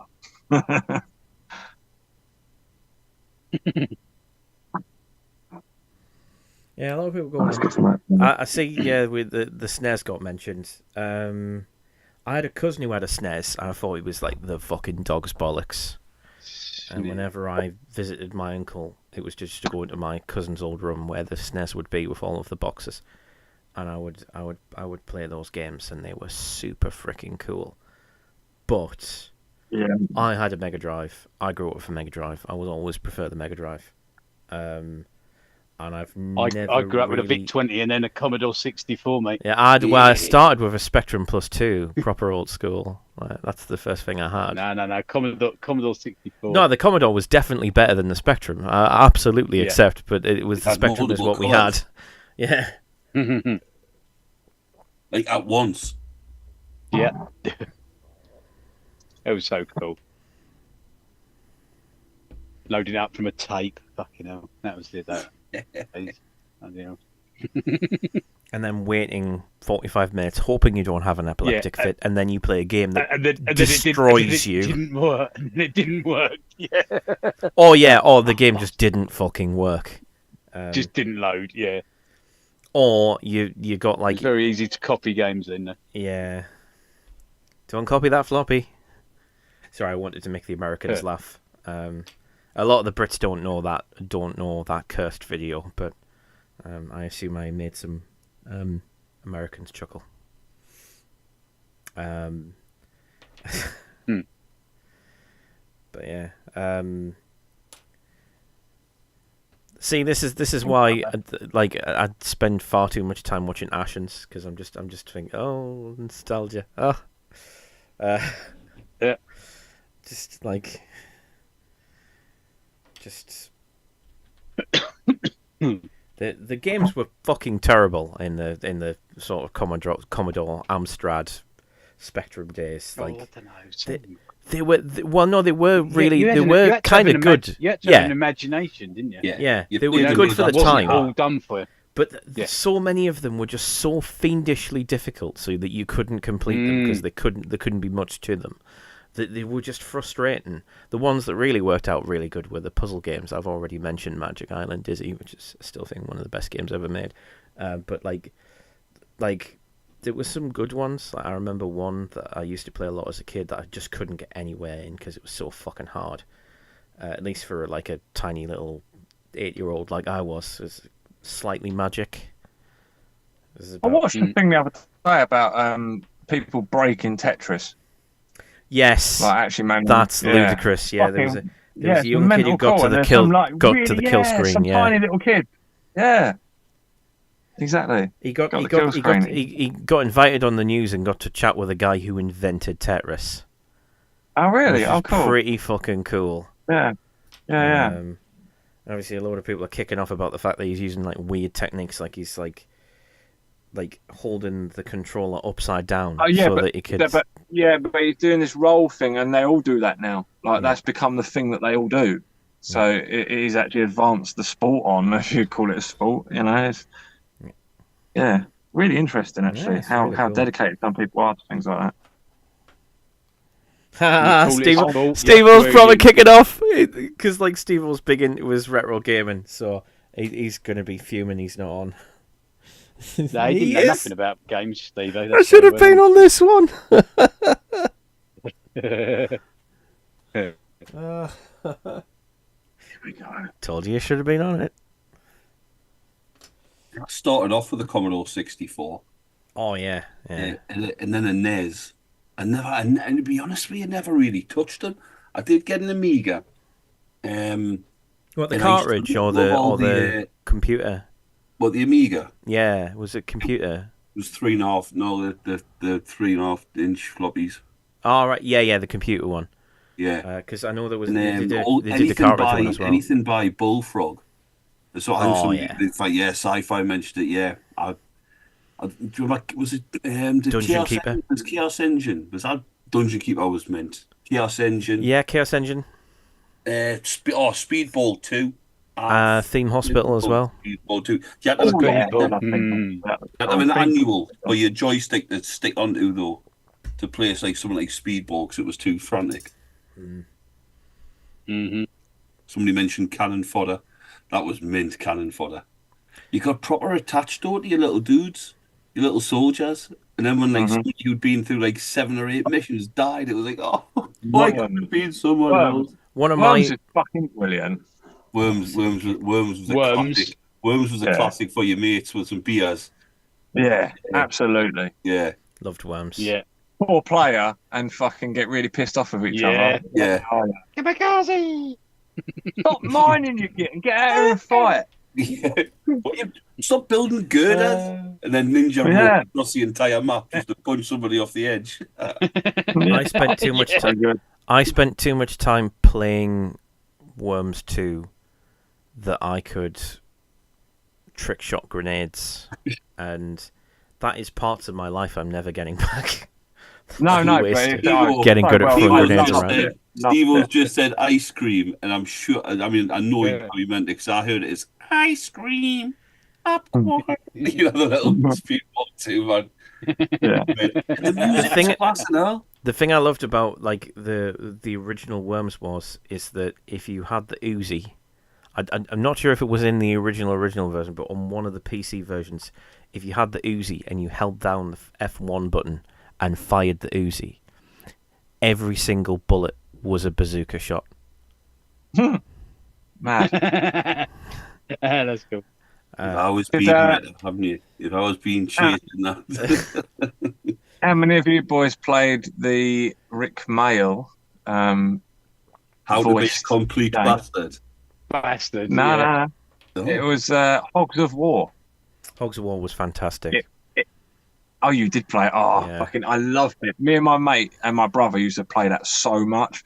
Yeah, fucking loved it. It's basically probably had in 3D with pigs that have Rick Mail doing really cool little voices for. So you got like German ones, British ones, American ones, and French ones, and they're very. I mean, the game is probably impossible to find now because it's probably classed as racist. Because some of the things they call each other and stuff on there are pretty heavy. I think I still get it, but Hogs of War was probably responsible for me becoming a wargamer in some respects. That and Worms, as I was definitely being primed for tabletop gaming and stuff like that. It was just reminding me when we were talking about Dungeon Keeper earlier. One of I wouldn't say it was one of my favourite sort of card-based board games, but one that me and my friends play quite a lot, called Boss Monster. It would not exist if Dungeon Keeper hadn't happened, because you literally have the principle of you were the bad guy, you make a dungeon, you win by killing the good guys, and that's literally what you do in Boss Monster. You build a dungeon to attract particular kinds of heroes, and if you kill them quicker, you win. And all of your friends are doing it at the same time, and you can fuck each other over with spells, and you get to be the evil overlord kind of thing. I love games that sort of fuck around with genres like that and do weird shit. Yeah. Bullfrog used to do it all the time. Did you ever play Syndicate? Yeah. It was great. Yeah, I fucking loved Syndicate. Satellite Rain was one of the coolest ideas ever made. The best weapon for me in Syndicate was the Persuadertron. Just persuade an entire city of people to walk around you, all with pistols and Uzis and shotguns, all the shite weapons, and then just go and volley fire from like fucking 50 other people just decimated. Yeah, I was mint. Talk about things that Preparing the ground where was it laser wire or razor wire? And sentry guns and sniper Laser rifles. wire, I think it was called laser wire. Yeah. It just so they all came at you like dragging their feet through the stuff as you were picking them out. Oh, I love that game. It's great. you know I got the when you second one, say it wasn't about as good. Syndicate Wars, When wasn't you- it? Yeah, it wasn't as good as I did. Well, I didn't enjoy it as much as the original. It was probably better in a lot of ways, but when you're saying about being one of the things that first got you into the hobby, it just brought a memory back weirdly that I didn't actually remember when we talked about these things before. Was It was brought back by the fact that I've also been talking about like when I was a kid and my mum going to the aerobics and we used to go to the leisure centre a lot. Must have been sort of the mergence of the two, but yeah, we used to go 3 times a week to the local leisure centre. And then we used to go once a week in an evening to this much bigger one over Medway called the Black Lion. And they had different arcade machines and stuff there, but the hall was massive. And it had 4 floors of viewing balconies to look into the hall as well. So you could go right up high and like look over the whole thing. And one time we were there, it wasn't for my mum's aerobics. I can't remember why we were there, but the whole hall, and it was a huge hall, like I say, was filled with people doing model trains and model war gaming, but not gaming, more sort of dioramas, war dioramas. And I spent I don't know, about 2 or 3 hours, and I was a kid, like attention spans aren't brilliant as a kid. And I was just walking around, just gawping at it all, just like, whoa, like it's done such cool. I think just that was one of the things that actually got me into thinking. As soon as someone, other friends had Warhammer miniatures in their house, and they said, "Oh, it's a thing I collect." It's like, "Oh, this for kids or for Well, I thought this is something I can do. You know what I mean? So it's accessible. And my other friends do it, so it's something we can do together, sort of thing. So that was one of the things that sort of pushed me into it, was seeing like how extremely cool you can do things, and that wasn't actually my friend's miniatures. It was just the fact that there's this other way of getting into this hobby, and other people do it that aren't 70. It probably says a lot. It probably says a lot about me that my way in was very sedentary and very solitary. I'm not going to go over it again because I've already said it before, but basically, I was wanting to summarise. I was wanting to make my own board games, and I met enthusiastic university student, extra staff on the guy down the market who was flogging the stuff. And the guy down the market, normally he wasn't that into it. He didn't care. It was just a business for him. That was all it was. He used to play it and he stopped. He didn't really give too much of a damn about the game. But he just sold it. But he got a student in for like very, very few times, typically weekends, and just so happened that he was there, and he was so enthusiastic about it. I forgot all about the board games and just started playing. But I was already kind of primed for that because I'd had that bedrock of really cool fantasy, sci-fi and stuff from computer gaming, and I'd also bought really cool board games that had miniatures in them from like the works. So I'd found like there was like what was it called, like Dark World, which was like a very blatant spiritual successor to Hero Quest.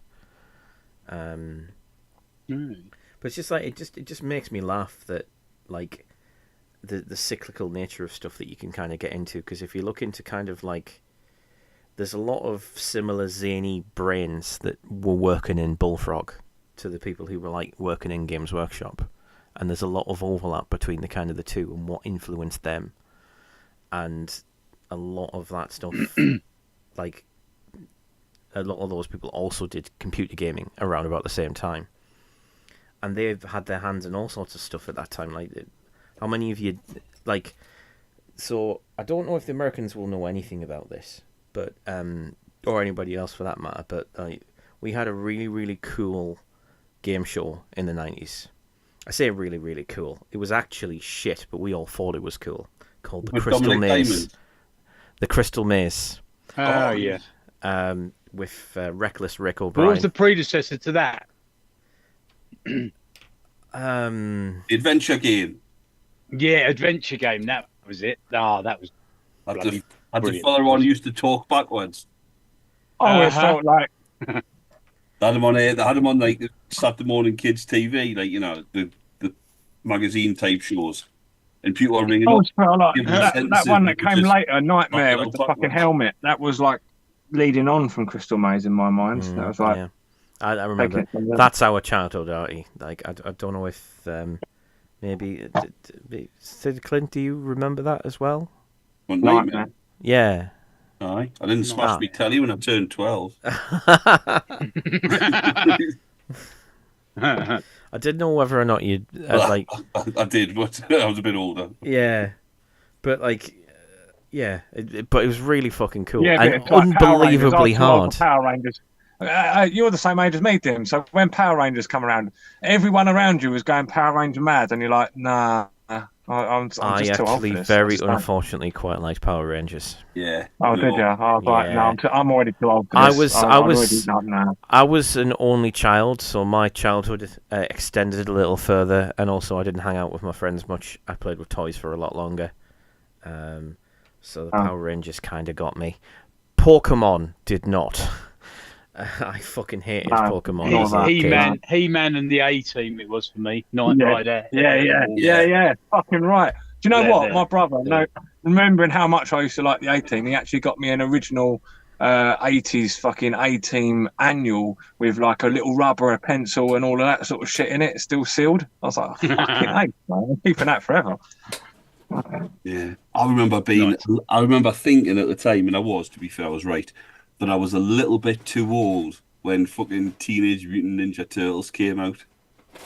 There was a lad. Oh no, I was the right age. He was a year younger than me, and he was like, "Oh, you had the comics, and you had started getting the figures and all that." And I was like, no, you're all right, mate. It's not really." Although in Britain, I was gutted though because it looked awesome, but I was like, "No, I'm a bit old."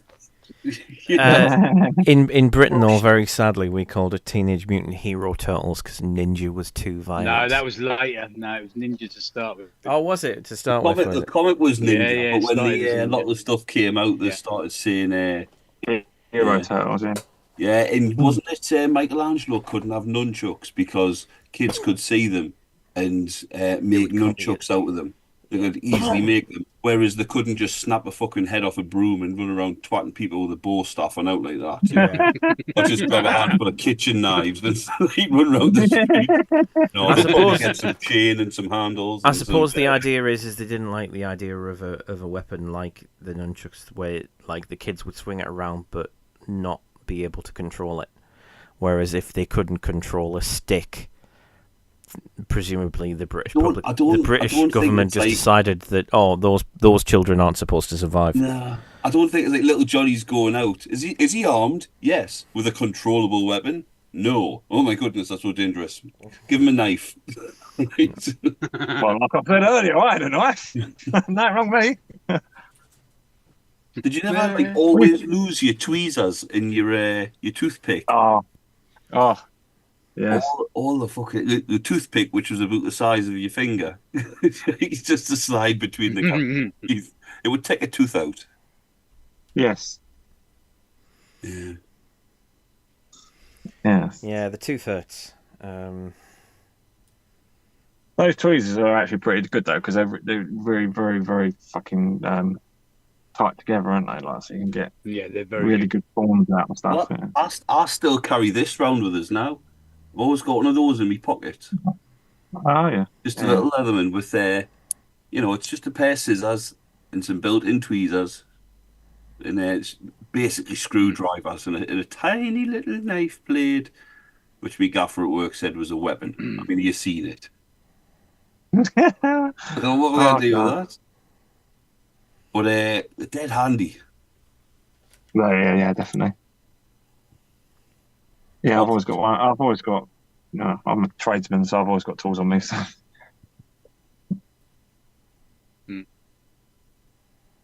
But yeah, when I go out in the wild, I've got a Leatherman as well that I keep on my belt. Yeah, I've got a bigger sort of belt one with the fact there it is. I do actually also wear a proper survival knife as well, and I know people go, "Oh, you can't fucking carry a knife," but I do. I carry like a just under 6-inch blade. It's like 5 inches or something. Yeah, there's a lot at work. He's bag into work. His work bag, just a bag, and he left it in one of the break rooms, and somebody found it, and went, "Ooh, a bag's been left unattended. It might be something suspicious." So I told the manager. Oh. The manager went and checked it, and it had a knife in it, like a survival knife, big fuck off. And he got into bother for having that at work. And he goes, "Well, look, I go camping and all the outdoorsy stuff, and it was just still in the bag." So he got away with it. And well, if you've got a legitimate reason, that's absolutely fine, and that is exactly what the law says as well. And this is why I worry about knife laws changing, because the law at the moment is perfectly apt. It's absolutely fine, because you shouldn't be carrying a weapon in public places without a very, very good fucking reason. But if you've got a very, very good fucking reason, like you are an outdoor survival fucking enthusiast, and that's what you do 4 times a week or whatever, or a chef. Yeah, that's fair. Or like, or a fucking chef going to work. Yeah, or a fucking member of the TA or whatever. Like there are reasons. There, there are legitimate reasons. Yeah, and that would have been fine if he was sort of like in the middle of a wood or something, but he was in a fucking call centre. Yeah, that is a bit dodgy. And as one of the other lads said, "I play football. I didn't bring me fucking boots to work." Yeah. So it was like, I'd see both sides. I use this one. I take this around in my sock normally. Yeah. What you want to do is, mate, slide an extra blade in. Slide an extra blade in next to that one and stick a match between them so they separate slightly. Leaves a better scar. Well, what do you do with that one? Do you sock it to them? Actually, if you just put it in a sock and just swung it around your head, give it the dread sock treatment. Probably do just as much damage, to be fair. That is one of many reasons why I still have my second ed Orky Dreadnoughts.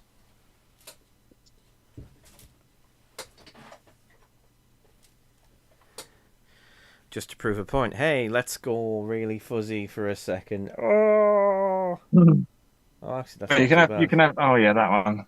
Yeah. Well, it's the 3D version of the 2D version. Woo! Obviously, I took the guns off because the guns are fucking awful. I'll replace those. But the next one, the actual heavy metal orc one, that one, fuck me, that's heavy, and that's got some fucking sharp bits on. Oh, the third ed one is genuinely a lethal weapon. Yeah, it is definitely a lethal weapon.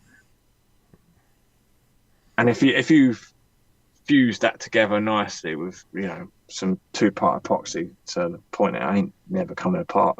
I mean, the arms might break off because that does happen. Yeah, that thing would be deadly.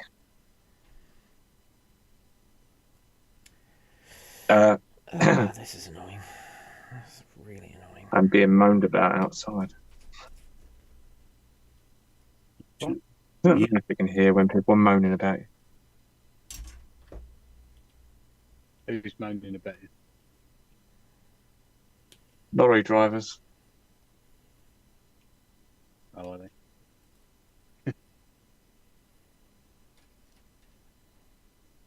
Is it all going to kick off live? No, well, hopefully not.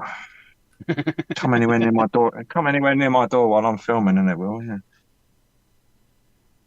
I'll pay them a new one. I had a row with him last week. I don't know. All over again. Oh, right. I'm also working on a second thing. I'm also working on a scrap pile for same reasons for the the contest, not the contest, for the meetup. So I've been sort of randomly going in and touching little bits. So one thing I did do is actually that gas canister up the top there. He means he's cocked. Yeah, I'm just picking at bits on that as well while I'm going along. The one thing, dear viewers, I did say I might try tonight, but I'm certainly not now. My best light's died, and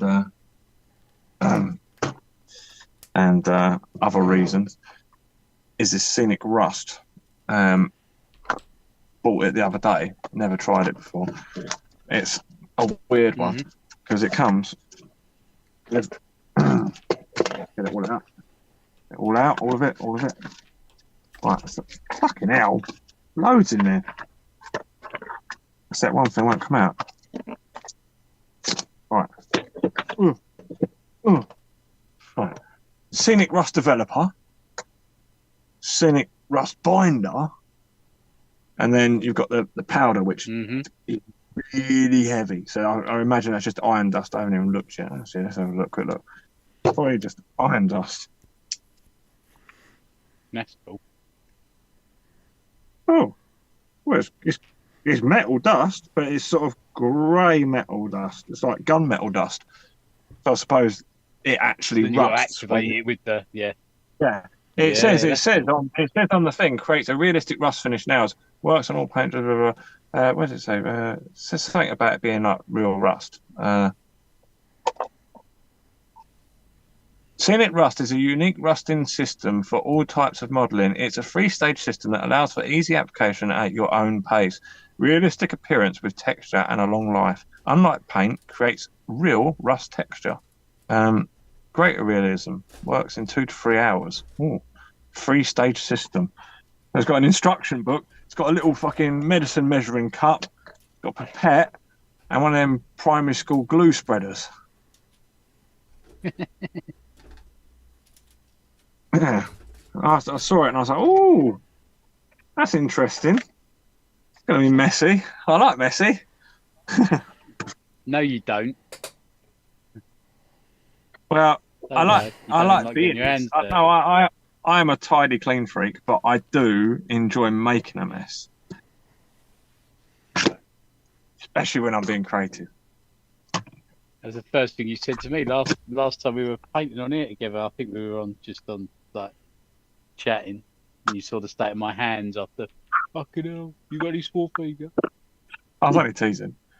Clean your hands. I paint all over my hands as well. Yeah. Especially when I'm taking paint off. If I've splashed over somewhere and I've then got a wet brush and I'm removing the paint, I'll quickly just keep rubbing it against my hand, like touch my hand. Yeah, because it's a good place to get rid of it quickly, you know.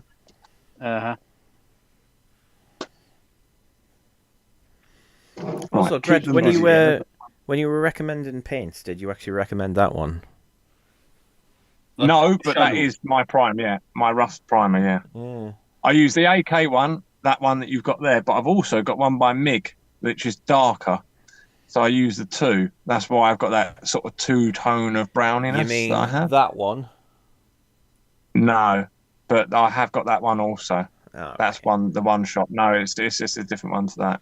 All right. But it's the same size bottle and everything. Yeah.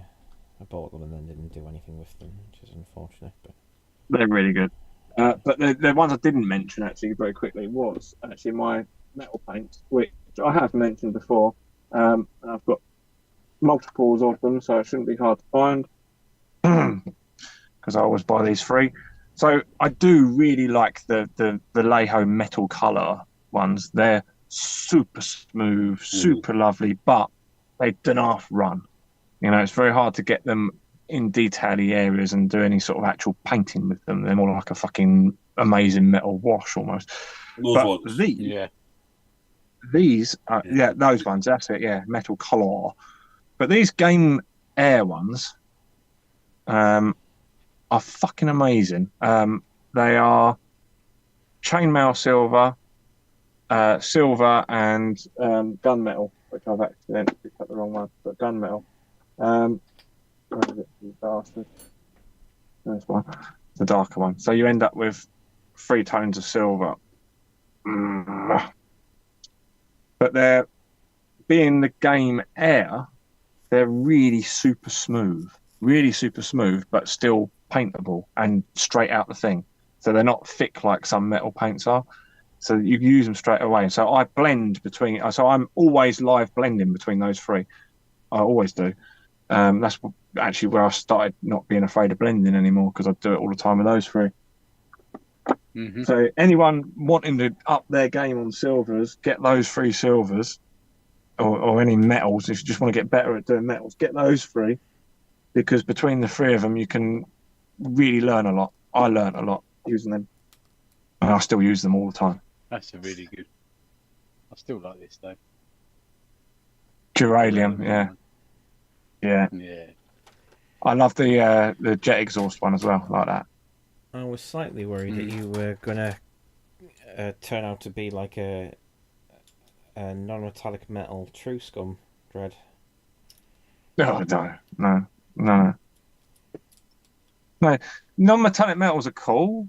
Like if you're doing like a miniature that you're like entering into a contest or something like that, and you just want to show off that you can do it and stuff. But genuinely, if you want it to look like metal, why don't you use a fucking metal paint?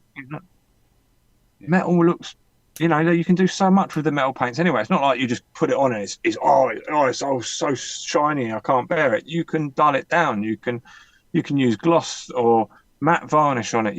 It's a lot you can do. You can add other colours into the metallic paints. Like they're fucking awesome. Yeah, that's a good math. Ultra matte. Ultra matte. Oh yeah. Nice. He's basically Dim's final boss fight. Ultra matte. He's just fucking.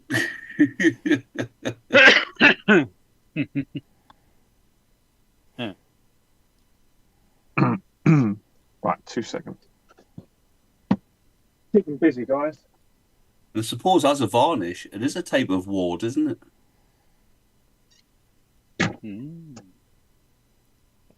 Vanish would be preferable. Matte varnish. Matte vanish. I use this one, Sid, for painting on, not spraying. It's quite good. The Mecha. Oh, I think I've got one of those. It's an airbrush one, but I just use it. I just use the brush. Yeah, there's loads of the airbrush ones. I just slap on with a brush, like. It's because you think, how much have I got to do?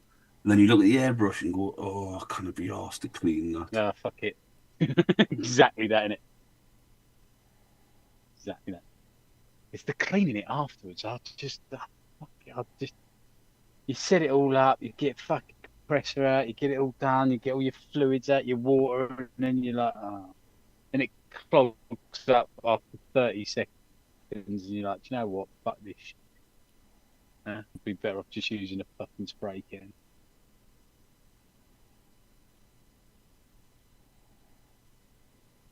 Airbrushing tips with clean. Throw it in the bin and get a spray.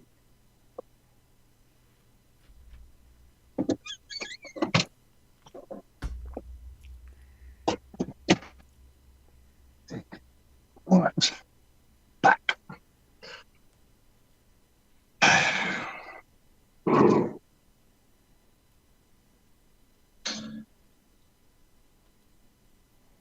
What was I painting? I forgot what I was painting. I was painting fires. They're done. Then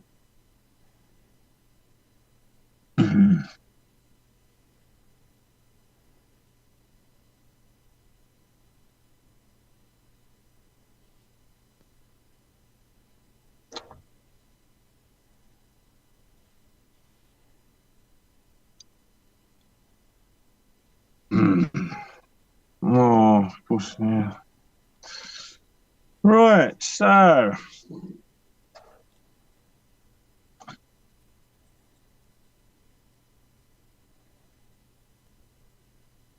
Doing some nice, saying nice. Let's put them on first.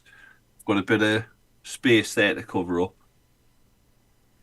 It's not going to deal, so I'm just going to put some checks on there. Nice. Yeah. So I've cut some You're going to make them out. Yeah. thin plastic card. I've given it a slight bend just to help with the curve. Uh-huh. And I'll just glue them on just to make painting a little bit easier. I haven't got to fuck around with it. But I've got some rivets here. Now, I wasn't going to measure to get in between these rivets. Honest, I wasn't. Focus. Oh, hang on. I use my magic focus button. See if that works.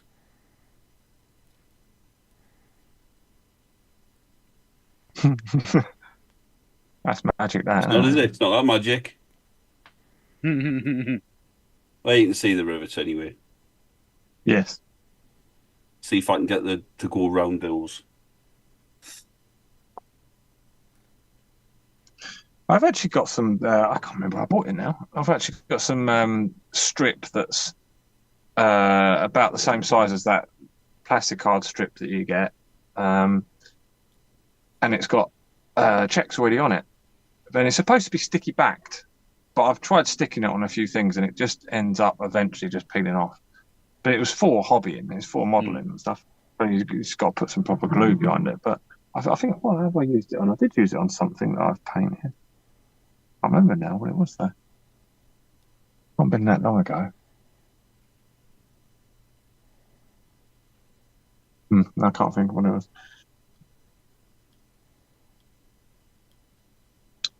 Trying to think of. It's a good opportunity to ask if there's anybody watching. I have no idea. I don't know how to base this one. I've done me boom decker and me mega track. I'm a bit stuck on how I'm going to base this one to make it look a bit cooler. I will reiterate my comment from private. I will reiterate the coming out of a portal. Shock jump Yeah.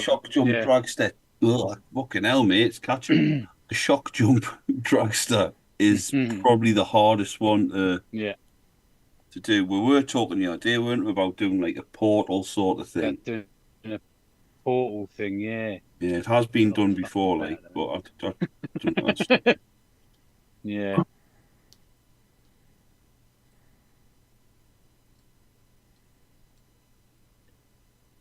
Yeah, Steve-O's saying do it on a steep bank. I did think about that, like doing it like it's like going around a banking curve on a racetrack, you know. It's got one not like clean just doing tyre. the hill start.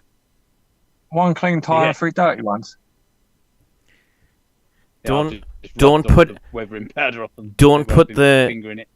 Don't put the shock jump on the base at all. Just have an oval base with 2 lines of fire going down it. And put the model onto the gaming table next week. I know there's a few people that go, "Oh, I could do that as a proxy. That saved me buying it." Well, you've got to buy it, but you've just got to leave it in a cupboard somewhere. Well, they went on quick. In the past. You ain't messing about, Sid, are you? Fucking hell. Getting them on now. Nice 8-point door. Did you smear it with a bit of glue first, did you? Yeah, fucking right.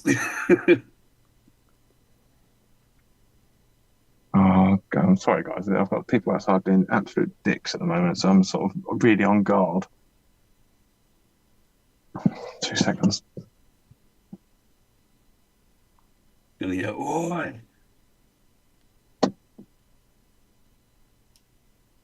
Someone said cut it in half and have 2 kits for the price of one. Yeah. Oh.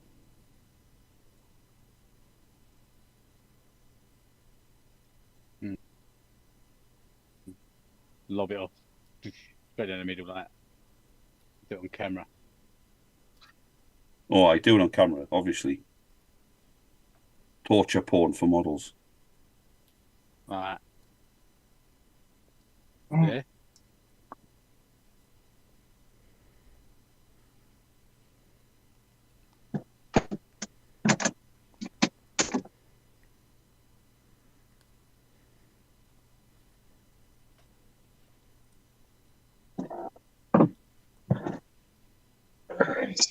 on at all.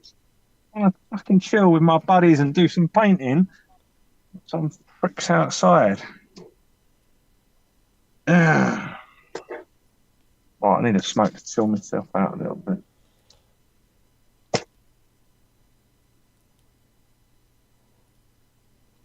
Shit, that's too...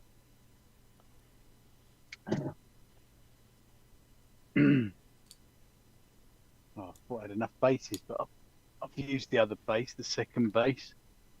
I put me big mech on bike on the spare base I had.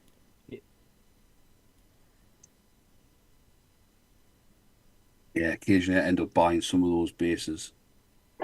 It's eBay or somewhere like that. That's what I'll have to do. I'll have to get another one, yeah. They're not fucking cheap though. No, Again. Oh, really? no, they're not. I've ended up having to buy a bunch of bike bases as well, and they're fucking people want like 50p each from basically. Oh, fucking hell. Oh, the big ones, the buggy bases, they're going for about $5. Really? Yeah. Really? Oh, Wow, yeah. that's expensive. I mean, they do. You don't buy those ones. You'll get them cheaper. No. Yeah, I was going to say you can buy them from GW themselves for less than that, can't you? Surely. Oh, let's watch. Clint's gonna do abuse. You have to buy them in a multi-pack, though, don't you? With the fucking GW ones, you can't actually buy. I want 10 of that size, or 10 of that size, or 10. No, you've got to have a multi-bag. Oh no, Fucking annoying, a lot of eBay sellers will do just like a few of those big ones, all the same size. Why did GW not do it? Why are they not just available in the store in a little clear Citadel bag, like on a? Like, I don't get that. That should definitely be a product they sell in the shop. They used to sell base packs in the shop. They used to do Yeah. Back when they were It should be there, but just like encourage conversion, but they're not that company anymore. They're just not. Like, but it's necessary, like paint. I mean, kids fuck up their base or might, break it off or want to start again or whatever. Like, you need to be able to have new bases. If they fuck it up, they need to buy the kit again. Like, just look at the point system for 40k right now. That doesn't work. If you have a box of 10 orcs, right, and you build them and you lose one orc, you can't field that boys unit because you need 10 orcs. It's the only edition where that's been true. Yeah, that's true. That's a shit restriction for that reason. Yeah, because kids will lose and break things, and the parents won't buy you another one just because you've lost one or lost a base. Well, no, you couldn't do that in other editions as well, could you? Yeah, you could. Yeah, because you could go, well, I'm going to have 9 boys in this box, not 10. Yeah, you buy each boy. And I got 20 in the box anyway, so what do I fucking care? I thought the minimum unit size was 10, or you couldn't field 9. I'm not sure on boys units. I am. It's 10. It was anyway. All the editions 10. I've played in the last few years anyway, so 8th, 9th. Right. 10, all right, you got fucking 11 boys instead of, you can have an odd number. You can have 11, no. Yeah. Well, okay, right, so... Oh, no, not now. If I change that to 20, you've got 20 boys, and then you lose one, you've got 9 unusable ones. If I do it that way, it still works. That makes sense. No, you can still use 19. You can't. You can't? You pay for 20. But you can still use 19. Yeah. Yeah. Kind of shitty. Yeah, but that's the same thing you've got with like with the mega knobs. Like, I mean, fucking I hate the way they're pointed at the moment. It's so annoying because you basically like. That's really fucking weird, because strictly speaking, you go above a certain number, it just goes boom. And you're like, okay, all right, and then I'll just have 3. Then it goes right down. Go 4. It goes. Wah! I think it's 4. I think 4's the number that breaks it. Yeah, but the thing is, right, is the thing that annoys me about that is that because obviously they're trying to follow the intent of the kit, but if you follow the intent of the kit, there should be certain numbers of mega knobs that you should be able to take. You could have, isn't it? Yeah. Like 2, 3, 4, 5, 6. Yeah. But one of those you can't. Yeah. I think it's 4, isn't it? You can't do 4. It might be 4 actually. Yeah, you're right. But like, I don't understand why. Because, well, I do, but yeah. Yeah.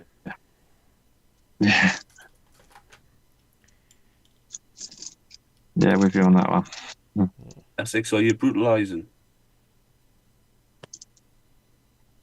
I'm brutalising a base at the moment. Oh, it's not too bad.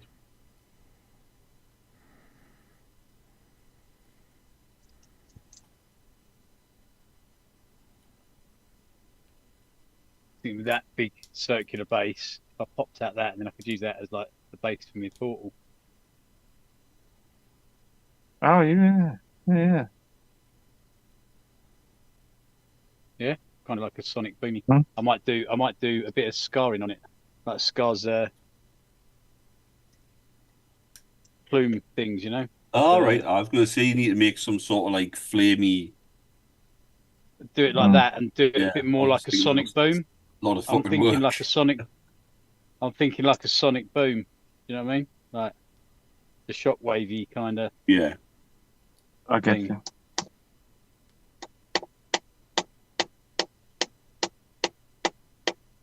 Yeah, put a bubble around it. Yeah, yeah. So yeah, it's literally just like slide it over the base. But you can do that. Get like a clear light blue balloon, right? Very, very, very carefully pull it over your model, and then inflate it, and then tie it to that thing at the back. Perfect. Just look like it's in a massive Yeah, condom. it's like a really shit attempt at like a pirate ship in a bottle. It's like an orc buggy in a balloon. Okay, cool.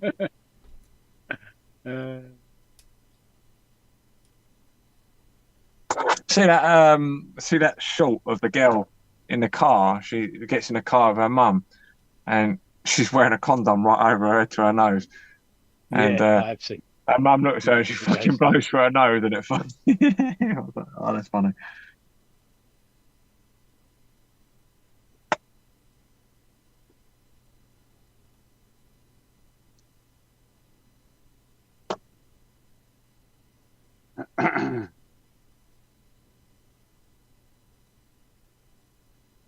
What you listening to? Like I said, people talking shit.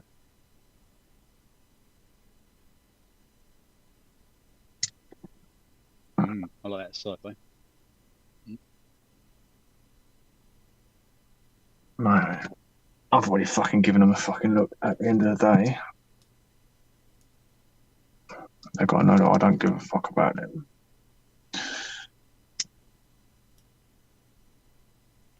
If they pluck up the courage to come up here, then it'll be a different matter.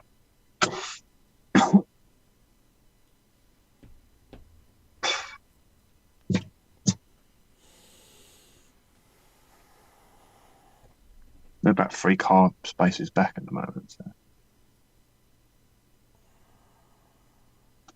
So I don't like it because there's obviously 2 or 3 of them. I'm even talking to.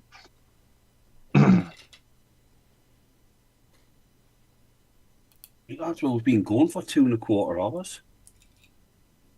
Yeah, they're fucking. Oh, we have been, have we? Oh, we have been. I don't know how long they've been gone. About the same.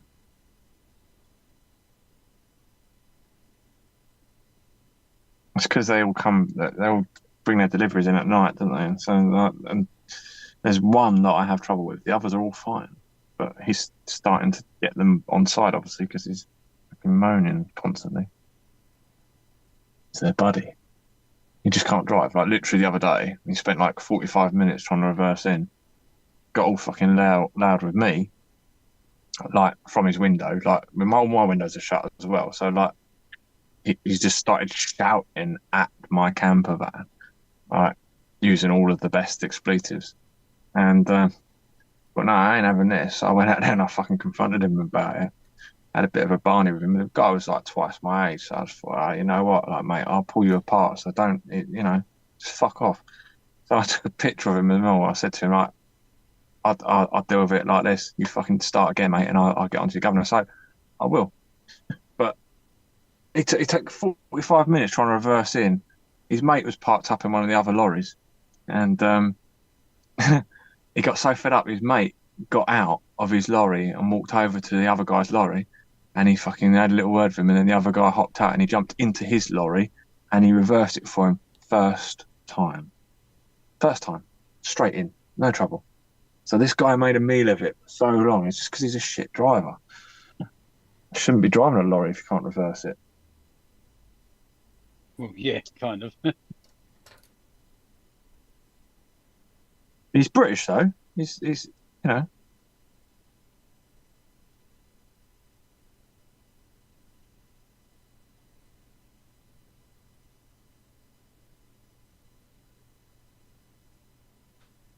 Got a little, when I put the gun on the back here,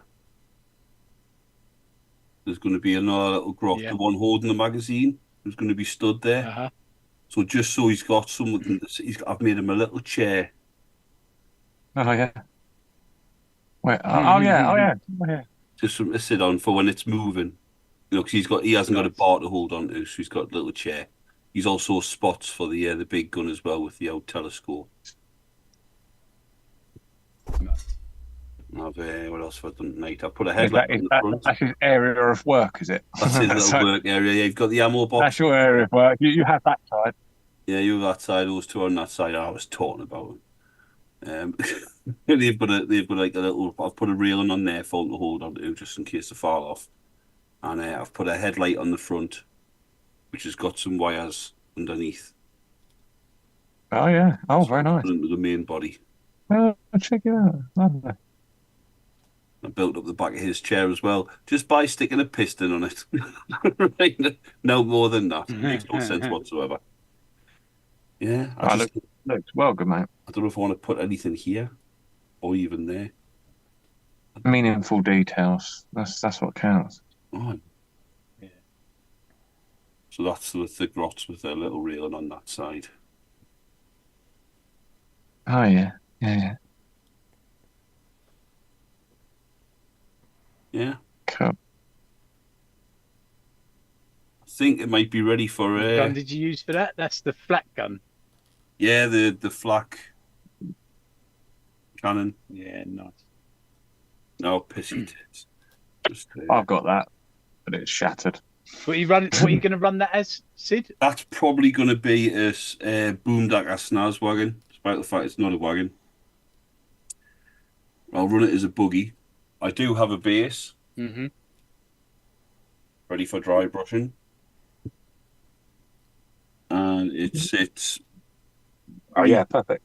Reasonably well on it. It's a buggy then. Yeah, buggy.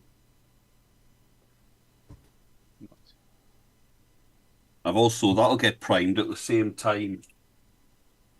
That gets primed. Oh, the wooden spoon. Yeah, I've baked it now. I mean, that should be the prize for next time. It don't look like a fucking wooden spoon anymore. It looks like a work of art. It's supposed to be a piece of. I've taped I off know, the it's handle. supposed to be a piece of shit, isn't it? The wooden spoon's supposed to be so fucking basic and boy, like literally just that's what I meant. Like just write on it, loser, and that's it.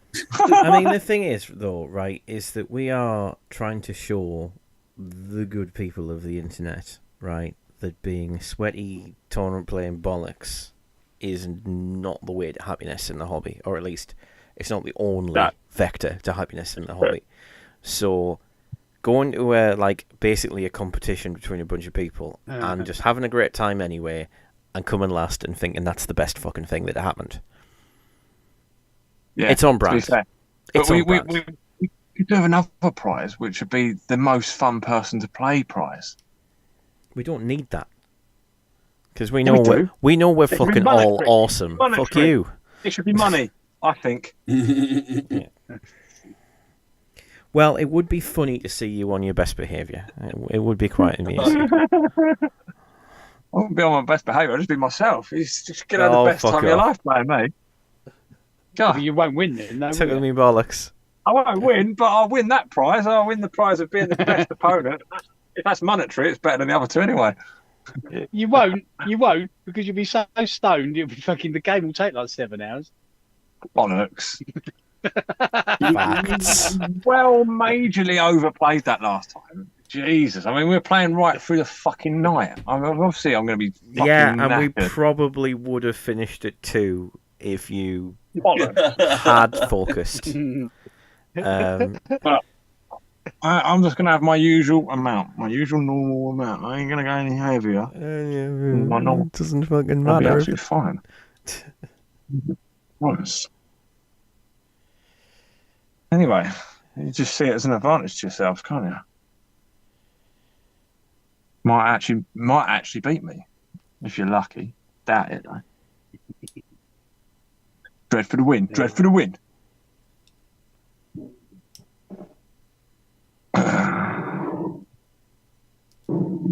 I just hope that things. Oh yeah, have we agreed that explodes on 5 and 6? 5 up is explodes. Yeah, we agree that. It's only Steve-O who's going to be a stickler. We've got to fucking break him on it. Let's hope he doesn't find out. No, but if we agree for between the 4 of us, then he's already outnumbered. See how I always do that? The only person that doesn't benefit will be Sid, because he's the only fucker without any vehicle. This is true. Well, no, I've got a truck. So we've got Sid's vote.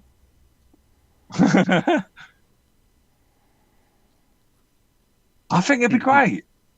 I've got loads of things that explode, so I mean, I'll probably be the one that would be like most affected by it. But I think, yeah, you need to have explosions. It's so boring when you fucking literally are like telling a story on the table, and then you fucking killed that big thing. And did it explode? No. But why? Like a fucking shot a rocket at it. It was on its last legs. It should fucking explode. I mean, not every I don't car's care a if it doesn't do any Pentagon. damage. I don't care if no one died. Always better. It's just that you can say it exploded. That's all I care about. I don't care if people get injured in the process or not. It's just the fucking just boom. It went boom. I think that's part of the problem, I think, is because of the way they've done explosions this time round with the mortal wounds thing. It has to be... It has to be super fucking rare, or at least not guaranteed, because of how much damage it does. Like, if it had been like blast template, strength 4 hits like it used to be, then it's much more likely to happen. I mean, that's. But I still think. I still think that what you should have done, like, this is the house rule I always suggest, right? If you play in a current edition, right, all the editions have damage, right? So you just put in an overkill rule. So if you deal enough damage to kill a tank, and like you just reduce it to 0 wounds, right? Either it doesn't explode or it only ever explodes on a 6, right? Yeah. Then you go, right, if I've got more damage going in, and you might go, you're only counting the damage of the weapon, the shot that killed it, or if you're just counting how much damage you'd thrown overall. But you just go, right, there's 3 wounds left to go somewhere that can't go anywhere. Well, you add 3 to the roll, which now means, what, is a 4+? A 4+ or a 3+? I'm not good at maths. One of those. Or you get that many dice to try and get your 6. Well, no, you just roll 1 dice still, because if you roll that many dice, you're guaranteed. But, well, yeah, you could do it either way. You could do it either way. But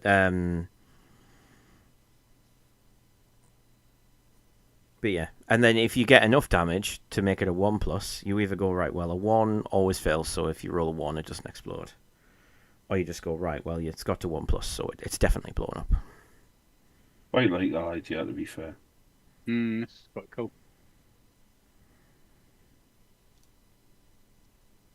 Do want to make some more explosions. Spring though, because the ones I had last time died. So I need to pull a cushion apart and make some more explosions. If you do it that way, the way that I was suggesting, it just seems like it's likely to reward tank hunting weapons that take out tanks more than trying to chip at it with boring like 650 it shouldn't explode if you kill it with a bloody slugger. Yeah, you kill tank. You kill that with a slugger. Right. You probably shot the pilot in the head. Wouldn't explode. Yeah. Do you know what I mean? It wouldn't be the excess damage. If I'm gonna lose, makes sense. If I'm not gonna win and I'm gonna lose games, then I want to have fun. And for me, like if someone's just killing my stuff and it just goes off the table, that's so dull. It's a fucking tank. Like I don't expect my figures to explode, but my fucking tanks should explode. They're fucking made of shit. They're fucking orc tanks. You know, and grot tanks. I mean, we should also on the back. we should also have a fucking what's those things that you spend in game with your is it stratagems? Mm-hmm. No, we should just straight have a stratagem that just goes right. Spend one command point. Yeah, that tank that died. Yeah, it's auto exploding. Yeah, should. That should literally be a thing. Have got that. A few factions. Well, I know Gene Stealer Cult's always had that. I just fit they're very guerrilla warfare sabotage bullshit, so that does make some sense. Yeah, but I mean, it makes sense for orcs too. Yeah. I would say so. You know those flashing LED candles that I used for making them explode? I want to get some of those, but I want to much brighter because once you put like the foam over them and you spray painted it, like it's only a dull glow. You can only really see it when the lights are off. So it's got a really bright fucking flashing light inside it. You can light the cotton wool. That burns quite. Coat in Vaseline and set fire to it. Yeah. I mean, it might not. No, you know the little string LEDs you get that on the little wire. They're quite good. The little, they're quite cheap as well. You get loads of them, just in really really tiny little ones. On the little I've got some of those. They're quite good for the explosions. They'll be pretty good. They're dirt cheap on like Amazon or whatever. The good thing about them candle ones is they flicker. They flicker, so it's sort of good. You know? Yeah, I know what you mean. Yeah, you can get better ones of them candles, but they're more expensive. That's the problem.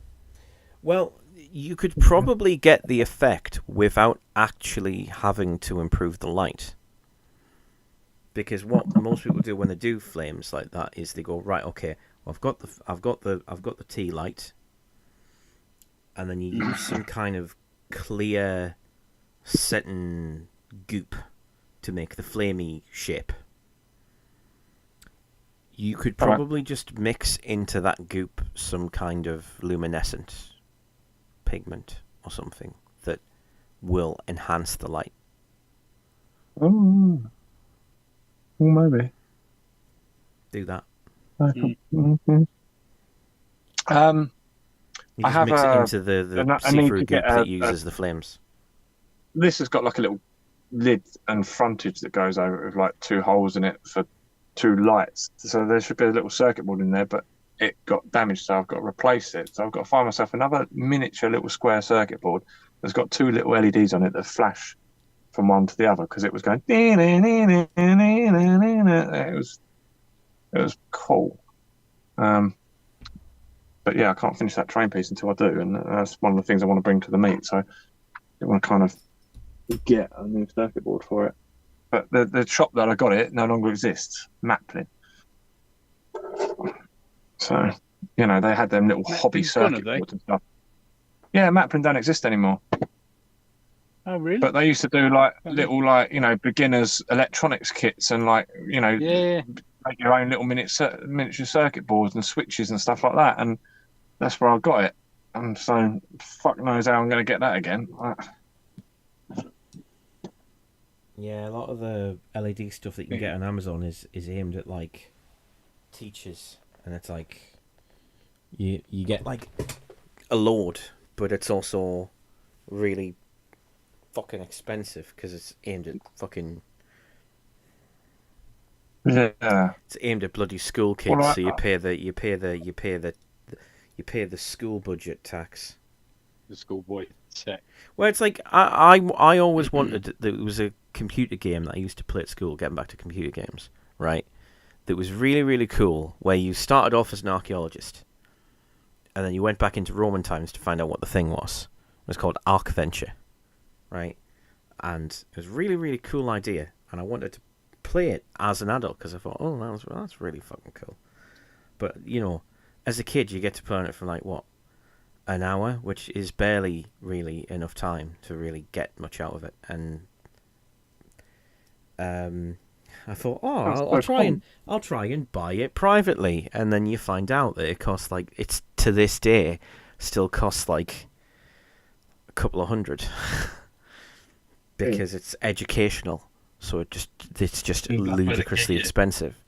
Yeah. Even though it's like Windows 95 era graphics and stuff, it's just weird.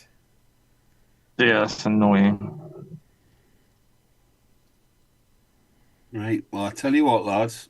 I dropped a hint before, and it fell on deaf ears. So we'll try.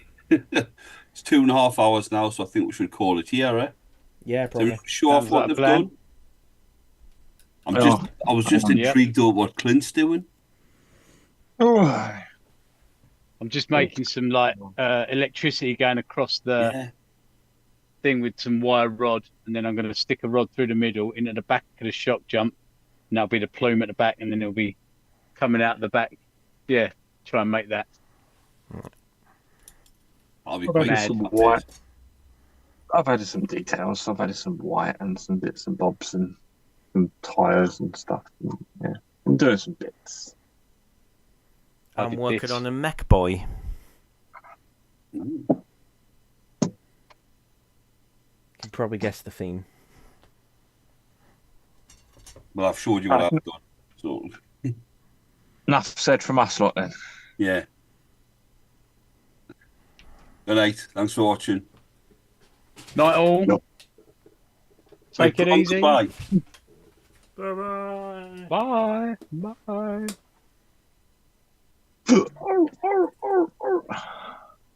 Don't forget to like and